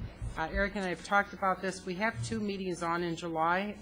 Sometimes we only have one of those meetings, depending on what the agenda is and if it's needed. So that certainly is something we can look at a later date. We've moved a couple of the dates around. You'll see highlighted in green, Monday, March 12th, March 26th, and April 23rd. According to the last iteration of this calendar, we had meetings a week apart. There, because of spring break falling differently next year, because we'll be in quarters, and the number of days per quarter needed to equal out, so our spring break is actually in April rather than in March. So up until this point, we've had 1 meeting in March and 2 in April. Well, because our spring break will be in April, we'll have 2 board meetings in March and just 1 in April. We felt like that was a better flow of the year for you. And then we can reserve the 25th as board study session. Certainly we have our Truth and Taxation organizational meetings. We've also talked about the concept of continuing to have, I know we've had quite a few study sessions over the last few months, but trying to schedule these and say 1 per quarter going forward. And we'll work on the schedule for those. Do I have a motion to accept the school board meeting dates for 2011-2012 school year as presented? So moved. By Rich, second. By Stacy. Any other questions or discussion? Seeing none, all those in favor signify by saying aye. Aye. Opposed? That motion carries 7-0. Thank you. Finance committee update. Julie, or just finance update, not committee. Good evening. I want to go over the budget process that we've been through so far this year, and also a legislative update. And I'll start with the legislative update. As we've talked about in the past, we had predicted that the state would face a $6.2 billion deficit. When the latest forecast came out, it was actually reduced to a $5 billion deficit over the next biennium, and it's projected to be a $4.4 billion budget shortfall for the 2014-15 biennium. And so we know that the state has some issues with revenues and expenditures not being balanced. And so it will affect the school district, since we do know that schools are a big portion of the budget for the legislature. Some of the updates for the governor, the House, and the Senate would all continue the state aid payment shift. Right now, it's a state aid payment shift of 70-30 for the 2010-11 school year, and we anticipate that that will continue again for the 11-12, 12-13. We thought that maybe it would get worse, and that we would have a higher shift, maybe even as high as 50-50, but because of the shortfall, it came in a little bit less.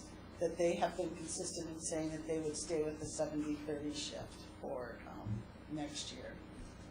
Some common themes among all 3 entities: they do want to protect E-12 education from budget cuts. They feel that there is a need to increase our basic education funding. You know, we've been flat for 4 years. Need to re-examine our compensatory and integration revenue allocations, and you'll see later on in my slides that that is being addressed by some of the parties. A need to review our special ed funding and cost drivers, and the need to invest in early childhood education. The House has made a proposal, and I'm summarizing some of the financial impact of the House proposal. They do show an increase in the funding formula each year. It's small amounts, but there is an increase. However, they are delinking the compensatory elementary and secondary sparsity and transportation sparsity from that, which means if there's an increase in our funding formula, those won't be increased proportionally. So they're delinking that so they would stay stagnant in their funding formula. The MOE is the maintenance of effort allocation for school support staff. They're repealing that for our Safe Schools levy. Right now it's a 3% allocation for that, and they're repealing that requirement. The proposal for the House is that the January 15 negotiation deadline be repealed, and that staff development 2% set aside also be repealed.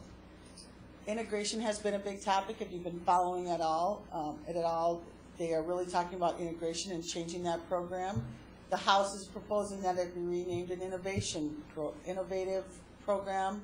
So if your district is doing well in your testing and those types of things, you would receive some additional funding. However, they do have an issue with the money in those inner rings districts, Minneapolis, St. Paul, that all of that integration revenue just can't go away. So they will have to come to some terms on how they're going to continue to fund some of those programs at those levels, and maybe also offer some innovative programming for other districts. Our district, as you know, we only get about less than $20,000 in integration revenue, so that it's a small amount for our district. Special ed growth factors are repealed. Right now there is a small, there is a growth factor, an inflationary factor on special education, and that has been repealed, so that will stay stagnant also. So as our special ed costs grow, the pot of money that's available for us to utilize to get reimbursed for that will not grow. Senate proposal is similar. They also are increasing our basic formula. They are freezing our compensatory revenue, and the sparsity and transportation sparsity, they are also anticipating that they would delink that from the basic formula. The maintenance of effort for the Safe Schools levy is also repealed in the Senate proposal. The difference, this is a big difference. The Senate is proposing a salary freeze for all district employees. They are also talking about repealing integration aid and replacing what they're calling literacy incentive aid. Similar concept as the House, but they have some different programming. And so they will have to come to some consensus in order to have that pass. And they are also anticipating a special education growth factor. They have made that proposal. So we would no longer see an inflationary increase for special ed. So that being said, I wanted you to have that update as we move forward, so you know why we're moving forward in the fashion that we are when we're considering our budget. For 2011-12, that's the second year of a 2-year budget process that was in place before I even started at this district. And at that time, the board, as part of the process for next year, approved a 6-period day for the 2011-12 school year. So that is part of our whole budget process, and as we create that. The administrative staff have met to discuss the staffing for the 6-period days and put that in place for the scheduling for that 6-period day. We also have some reductions in staffing at the elementary level due to declining enrollment at that level. I do have a slide here for enrollment, and this one's a little bit more detailed, but I would suggest we go to the next one, which shows enrollment changes. And this one, I really tried to split it out so you can see that we are definitely declining at those elementary levels. Kindergarten and in grades 1 through 5 show consistent declines in those levels over the next 5 years. However, 6 through 8 and 9 through 12, they are increasing. And those higher grades that were once in the elementary are now moving forward and into those middle and upper grade levels. And as we move forward, even in those later years, you can see grades 6 through 8 are also starting to slowly decline later in those 5 years. So we definitely are looking as a declining district. We've hit our peak, and we're hopefully for this next year, it's going to stay very steady for next year. However, and you can see that in that 2011-12 year that we are 18 students. High, however, we're not budgeting for that. We're going to budget a little bit more conservative than that. So for revenue budget assumptions, we're going to budget as a flat district or declining, and we're going to budget that we have 20 less pupil units than we currently have in the 2010 school year. We are also budgeting conservative because we don't know what the final legislative outcome will be, that we will not increase or decrease our basic formula. There hasn't been anything out there that has shown us that they're going to actually decrease it. Most of it has been an increase. And so by leaving it flat, that leaves us conservative, and hopefully they will give us a small increase. We have also not increased anything in our fee structures for parking fees or activity fees. We also will budget for cash flow. That 70-30 shift we have again next year will be fully funded next year. However, we also have a property tax shift that we need to take into account when we're looking at cash flow. So we will take a really close look at that and see what kind of expenses, if any, that we need to budget for possibly having to borrow money to cover our expenses for next year. I don't anticipate that we will have any increase in interest revenue, not only because I don't see interest rates raising, but they'll have cash on hand to generate and invest that won't be available. This year, the current year has been the first year that we've received ADSIS grant dollars. That's through our special ed funding. And we anticipate that we will continue to receive that, and hopefully we will increase the amount of that grant for next year. However, we will budget what we currently have. We have staffing that's suggesting that we will get more than that. And we also have about $350,000 remaining in our federal jobs bill dollars that we will need to have some discussions on how that money will be allocated for next year. Some assumptions that we're making for our expenditure budget. Staffing allocations, again, are based on the 6-period day at the secondary levels, and also we are making changes in our staffing allocations at the elementary due to our declining enrollment at that level. We are adjusting for the 19 teacher retirees that we have announced earlier tonight. We are budgeting for any contractual obligations that the district has made. Utility costs, you've just recently heard that we saved $200,000, and so I'm budgeting a 3% increase based on our current budget, and then we will relook at that and see what we think that will be for next year, and that may actually decrease based on how we think we will move forward in that energy savings. With fuel prices increasing as much as they have over the last couple weeks, we will definitely be looking at fuel costs for utilities, but not only that, but fuel costs for increase in our transportation, because we do have a clause in there that we pay additional dollars for our fuel if it goes over a threshold. We have those expenses related to the ADSIS grant that we will continue, so it's a revenue expenditure neutral to our budget.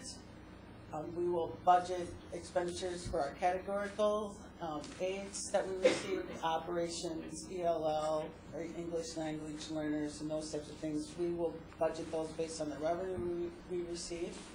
And we will also have some expenditures based on our special ed funding, that we really only receive about 88% of our revenue, and special ed is prorated, and our special ed excess is prorated at 66%.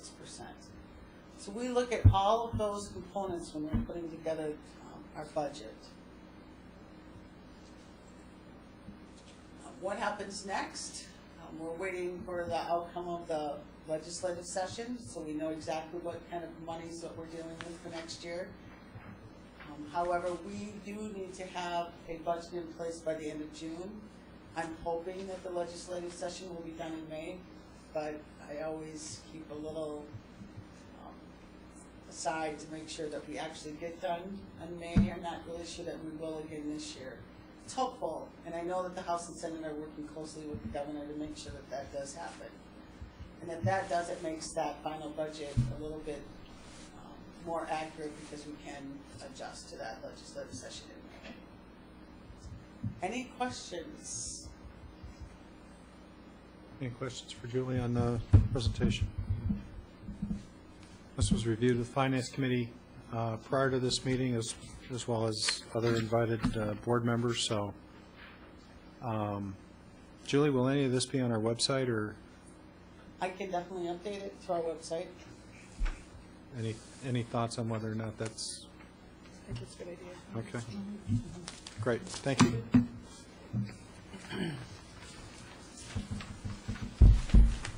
Policy Committee, we have first reading on curriculum development and school curriculum and instruction goals.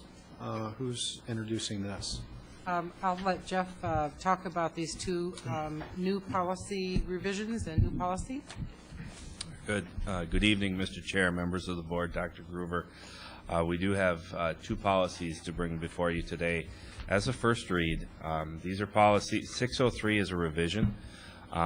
It was a standing policy that policy committee reviewed, looked at. It was taken to curriculum advisory committee for review and comment, and just kind of overall feedback. You'll notice when you read through this policy that there are some subtle changes, but when you get to the area of curriculum advisory and the role of that group, that was quite a good discussion, and you see some of the revisions here reflective from input from that group. One of which is on membership, looking for more of a standing committee as opposed to changing some. I think one of the things that was recognized is that it has been difficult in past years to get membership, and so looking for people that will be willing to serve in that capacity from a long-term range, but also being inclusive enough that if we know there are people that want to be involved in the school district, want to be involved with curriculum and instruction, that there certainly is a place for them on curriculum advisory. You'll also notice I would draw your attention to the objective, and I'll kind of foreshadow a little bit on something Dr. Groover is going to be talking about, and that's the objective of the curriculum advisory. The committee, you'll see that part has been revised, noting that the committee has advisory responsibilities to the school board in regard to district-wide curriculum and technology standards, curriculum review and selection, assessment, and program exploration and evaluation. So as there are things that are coming through the district or ideas that we want to look at to research from a program exploration standpoint, it was noted at that committee meeting to perhaps have that group look at it first, or at least start there from the standpoint of talking about the merits of possible exploration. So that, in a nutshell, the administrative team has also looked at this curriculum policy 603 and offered their feedback as well. So 603.1 does go hand in hand with 603. This is a brand new policy, one that we did not have in place. It is relatively a policy we pulled off of MSBA, looked at it, reviewed it, again went through curriculum advisory and the administrative team, and you'll note that there's only one revision in the middle of the documents from results to outcomes. But this is a mandatory policy that school district wants to have. It just explains the broad overarching goals of curriculum parameters for school district. So again, these are both presented before you as a first read. Okay. Any questions? Since this is the first reading, no action will be taken. Do we have any questions or comments on this?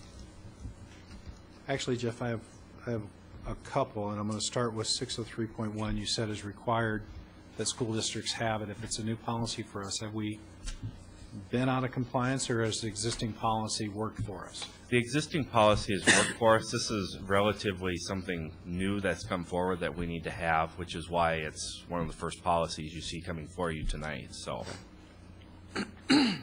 second question I have, if there's nobody else, is along the idea that the curriculum committee or the advisory committee has generally been appointed. Members have been appointed by board members who don't serve on the committee, and that's really quite a change. It was a way to make sure that we had the diversity of the board being reflected in the diversity of the committee. And can you talk about why we're making that change and how that might work? When we looked at that, and when I had my conversations with the policy committee, it came down to the membership piece, but also too, board members can still recommend people for district curriculum advisory. There certainly isn't any restriction on that. There certainly isn't anything that would stop any board member from saying, I'd like to recommend this person to serve on this committee. But reflecting this membership, the membership before was very, very stringent. It was this many, this many, this many.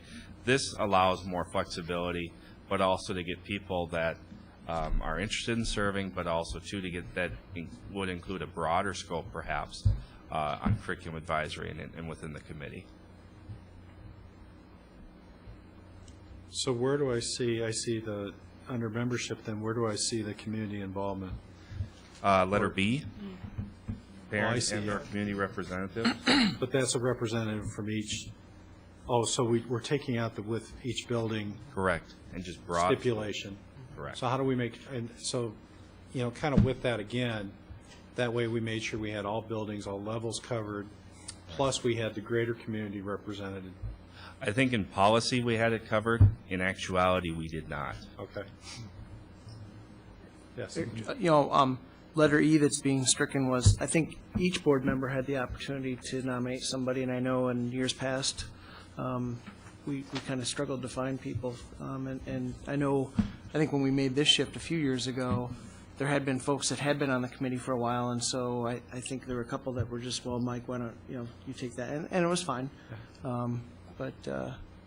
Yeah, I like the fact that we're not going to say we have to have this many or we can only have a limit, right? To me, I think, again, to your point earlier, Jeff, that the opportunity for folks that have interest from the community, if they want to, come and help, I encourage that. I think this is a great venue for them to do so. This also reflects the practice of what's been going on. It's more realistic to what's really happening, I believe, on the curriculum committee. And we do still have that privilege to ask people to join. Okay. I appreciate that. Any other questions? Okay, I'll ask one more. I see we're striking technology. Is the assumption there that technology would be a part of all of the subject areas and therefore is no longer a standalone item? That's correct. Okay. Didn't mean to answer my own question. It was very well stated. All right. So this is the first reading. Any revisions should go to Jeff or anyone on the policy committee or Dr. Groover with questions. And we'll move on to our second and final reading for use of technology at public meetings and events. Yes, this is policy 901.2. And it used to be entitled Educational Cable Channel Use, and is now reflecting the many changes that have happened within our communications department, from moving from just having cable access to being able to live stream our school board meetings so that you can access them right from our website. So some changes needed to be made there, as well as changes in the communications department that are coming under the heading of communications coordinator, which is our Kristen Mussman, who handles so many different areas of our communication. So this policy has been reviewed by the policy committee several times with Christy, as well as has gone before the principals and administrative team, believing that it is pretty close to what we need it to be in order to reflect our current practice. Knowing that it might be a policy that comes back frequently as our technology changes and as that technology impacts how we communicate with our publics. Second reading. Yep, this is the second reading, so I'll entertain a motion to approve the revisions to policy 901.2. Make it. By Lee, second. By Stacy. Any questions or discussion on this policy? Seeing none, all those in favor signify by saying aye. Aye. Opposed? That motion carries 7-0. Administrative reports. Sue Ann? Yes. First of all, it's my delight to accept my second contract for 3 years. Thank you very much. And in keeping with what we're doing with all contracts, I was the one to suggest the 0-0 as we move forward, wanting to make sure that I am in line with what's happening across our district with our salaries, and knowing the financial times that we sit in are very unique to our school district. So it's my pleasure to start my next 3 years, and I know the very best is yet to come. And we have some good news happening, it seems like, at every single board meeting. Certainly tonight we started out with our award-winning wrestling team, and we've continued through difficult conversations and positive conversations about the progress that we're making toward our goals. I wanted to let you know tonight that our middle school, Twin Oaks Middle School principal Dan Edwards has just earned his educational doctorate on teacher collaboration from the University of Minnesota. And so he will be in attendance, I'm certain, at an upcoming meeting tonight. It is not his turn. So his assistant principal, Caroline Warner, is here. But on behalf of all of us, we're excited for Dan and achieving this high pinnacle of education. And finishing the dissertation is what that means, which is can be a very long story. So we're excited for him. And recapping for you, Jeff alluded to this a few minutes ago, on our STEM and immersion interest. Throughout this year, it actually started in August when we did the decision resources study, survey of our community, asking them what it is they could see going forward. And immersion kind of popped up as one of those areas of interest by our community at large, as well as a focus on STEM. So throughout this year, I've been asking those questions as I've been doing the Java Jive, the visits with the different community groups, our preschool and our elementary groups, particularly thinking about our youngest learners. And then most recently had the Focus on the Future, an evening event for parents to come and talk about what they perceive for their children. And parents of children as young as 2 years old were here to share what they believe should be the focus of our schools in the coming years. And again, a focus on an immersion opportunity and on STEM, or science, technology, engineering, and math, emerged at this meeting. So at the next meeting of the Curriculum Advisory Committee, which is on April 25th, there will be a proposal brought forward to that group that we consider bringing a study forward to the school board. That would be a first place to vet this out one more time before it comes to the school board, to make sure that we have all the right questions asked, that we'll have a timeline, and not necessarily all the committee members, but the kinds of representatives that we'd like to have on this group that would study both STEM and immersion as opportunities for our students that would be kindergartners in 2012-13. So that's going to be coming forward through that group as a good representative sample of our community again. Is there something else we've missed or something that we should be thinking as we move forward? So we'll be looking for that to come forward to this group after the April 25th Curriculum Advisory Committee. And then also I wanted you to know that last Saturday was our 30th annual carnival, PTC Carnival. My hat's off to, and all of ours, to Jen Lorenzo from Grainwood, as well as Karina Harris and Terry Burns from Jeffers Pond, who put on this magnificent production. Families of every age possible were there, and every time I go to the carnival, I think it is filled with little preschoolers, and they are here, or they're visiting from afar to come to this wonderful carnival, one of the largest in the state. It was, again, a huge success, from everything from inflatables to crazy hairdos, and the children were having a wonderful time, and the parents were having an equally lovely time asking for directions.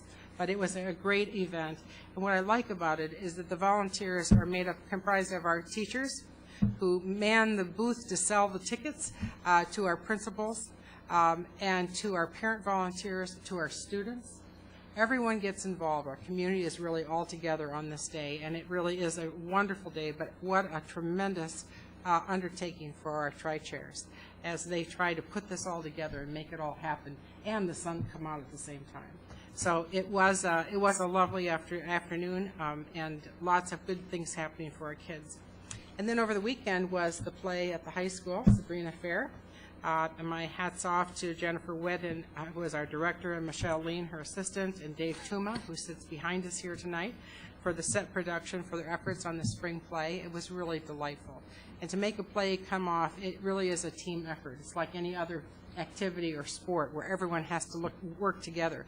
And I could really see that happening. It was totally enjoyable for all of us. So good things are happening across our district, and I look forward to giving you the next report on April 25th. Okay. Any other administrative reports that we have this evening?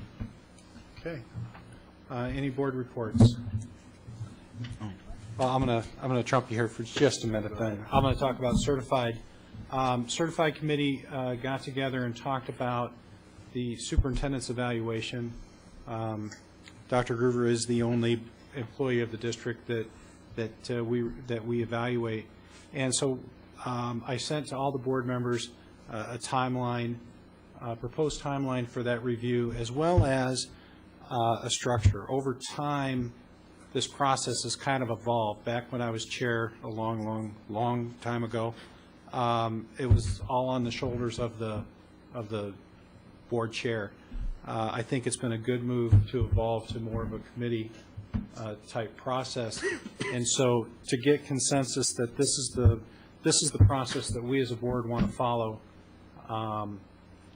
by having the exec committee compile the results and share that with everybody and be the focal point or the hub for this for this process, rather than just the chair.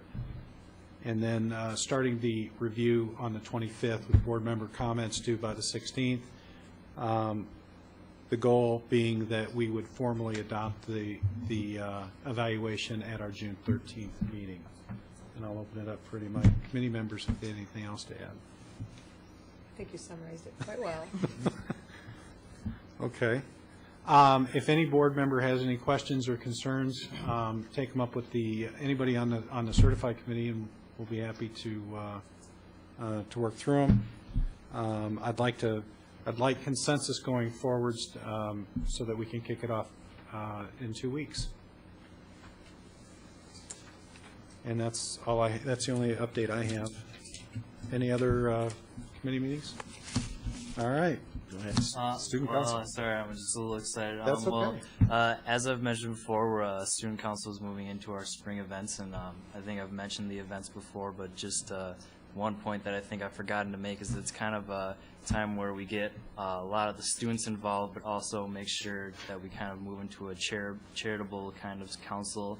And for our talent show in years past and this year, we usually donate to a charity of our choice, and I think this year, I'm not positive, I think one of the charities that we'll be donating to is a type of charity towards Japan and their cause.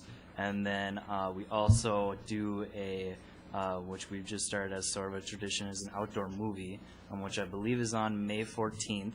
And before that, we have a Laker Olympics where all students are invited to do our own version of a sort of summer Olympics, I guess you could say. And then immediately after, when it's starting to go sunset, we do an outdoor movie where the custodial staff helps us set up a white screen on one of the goal posts out on the football field. And then we project a movie, which will be Despicable Me, if anyone has seen that. It was a pretty good movie. And last year we used our your ticket of entrances. If you bought a ticket to our blacklight dance, you would get in. But seeing as this year we don't have a blacklight dance, we decided to keep towards the charitable aspect and have the ticket be, a canned food or something along those lines as your ticket in, and then donate all those donations that we get to a food shelf around the area.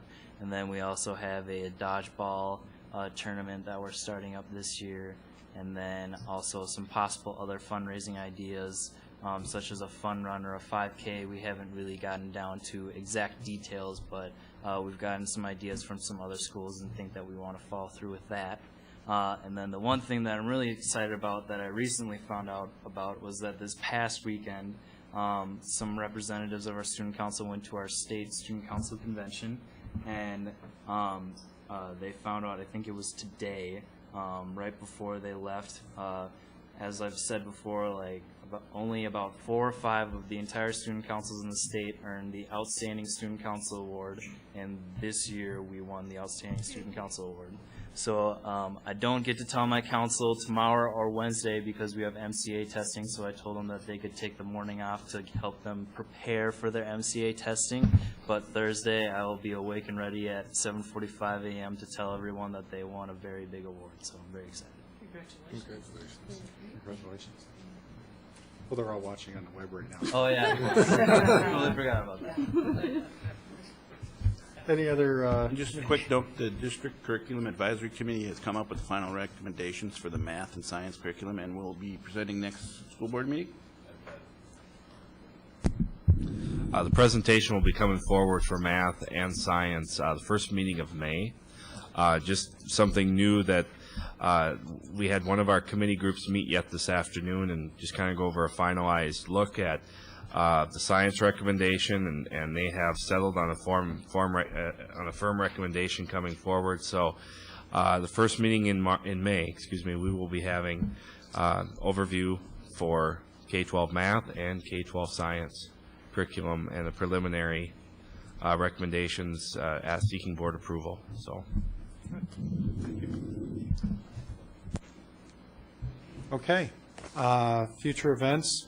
There's an early release this Wednesday, parent-teacher conferences on Thursday and Friday for grades 9 through 12. No school again on the 22nd, and our next regular board meeting 2 weeks from tonight on the 25th. Is there any other business that needs to come before the board this evening? Seeing none, I'll entertain a motion to adjourn. By Lee, second. By Stacy. All those in favor say aye. Aye. We stand adjourned.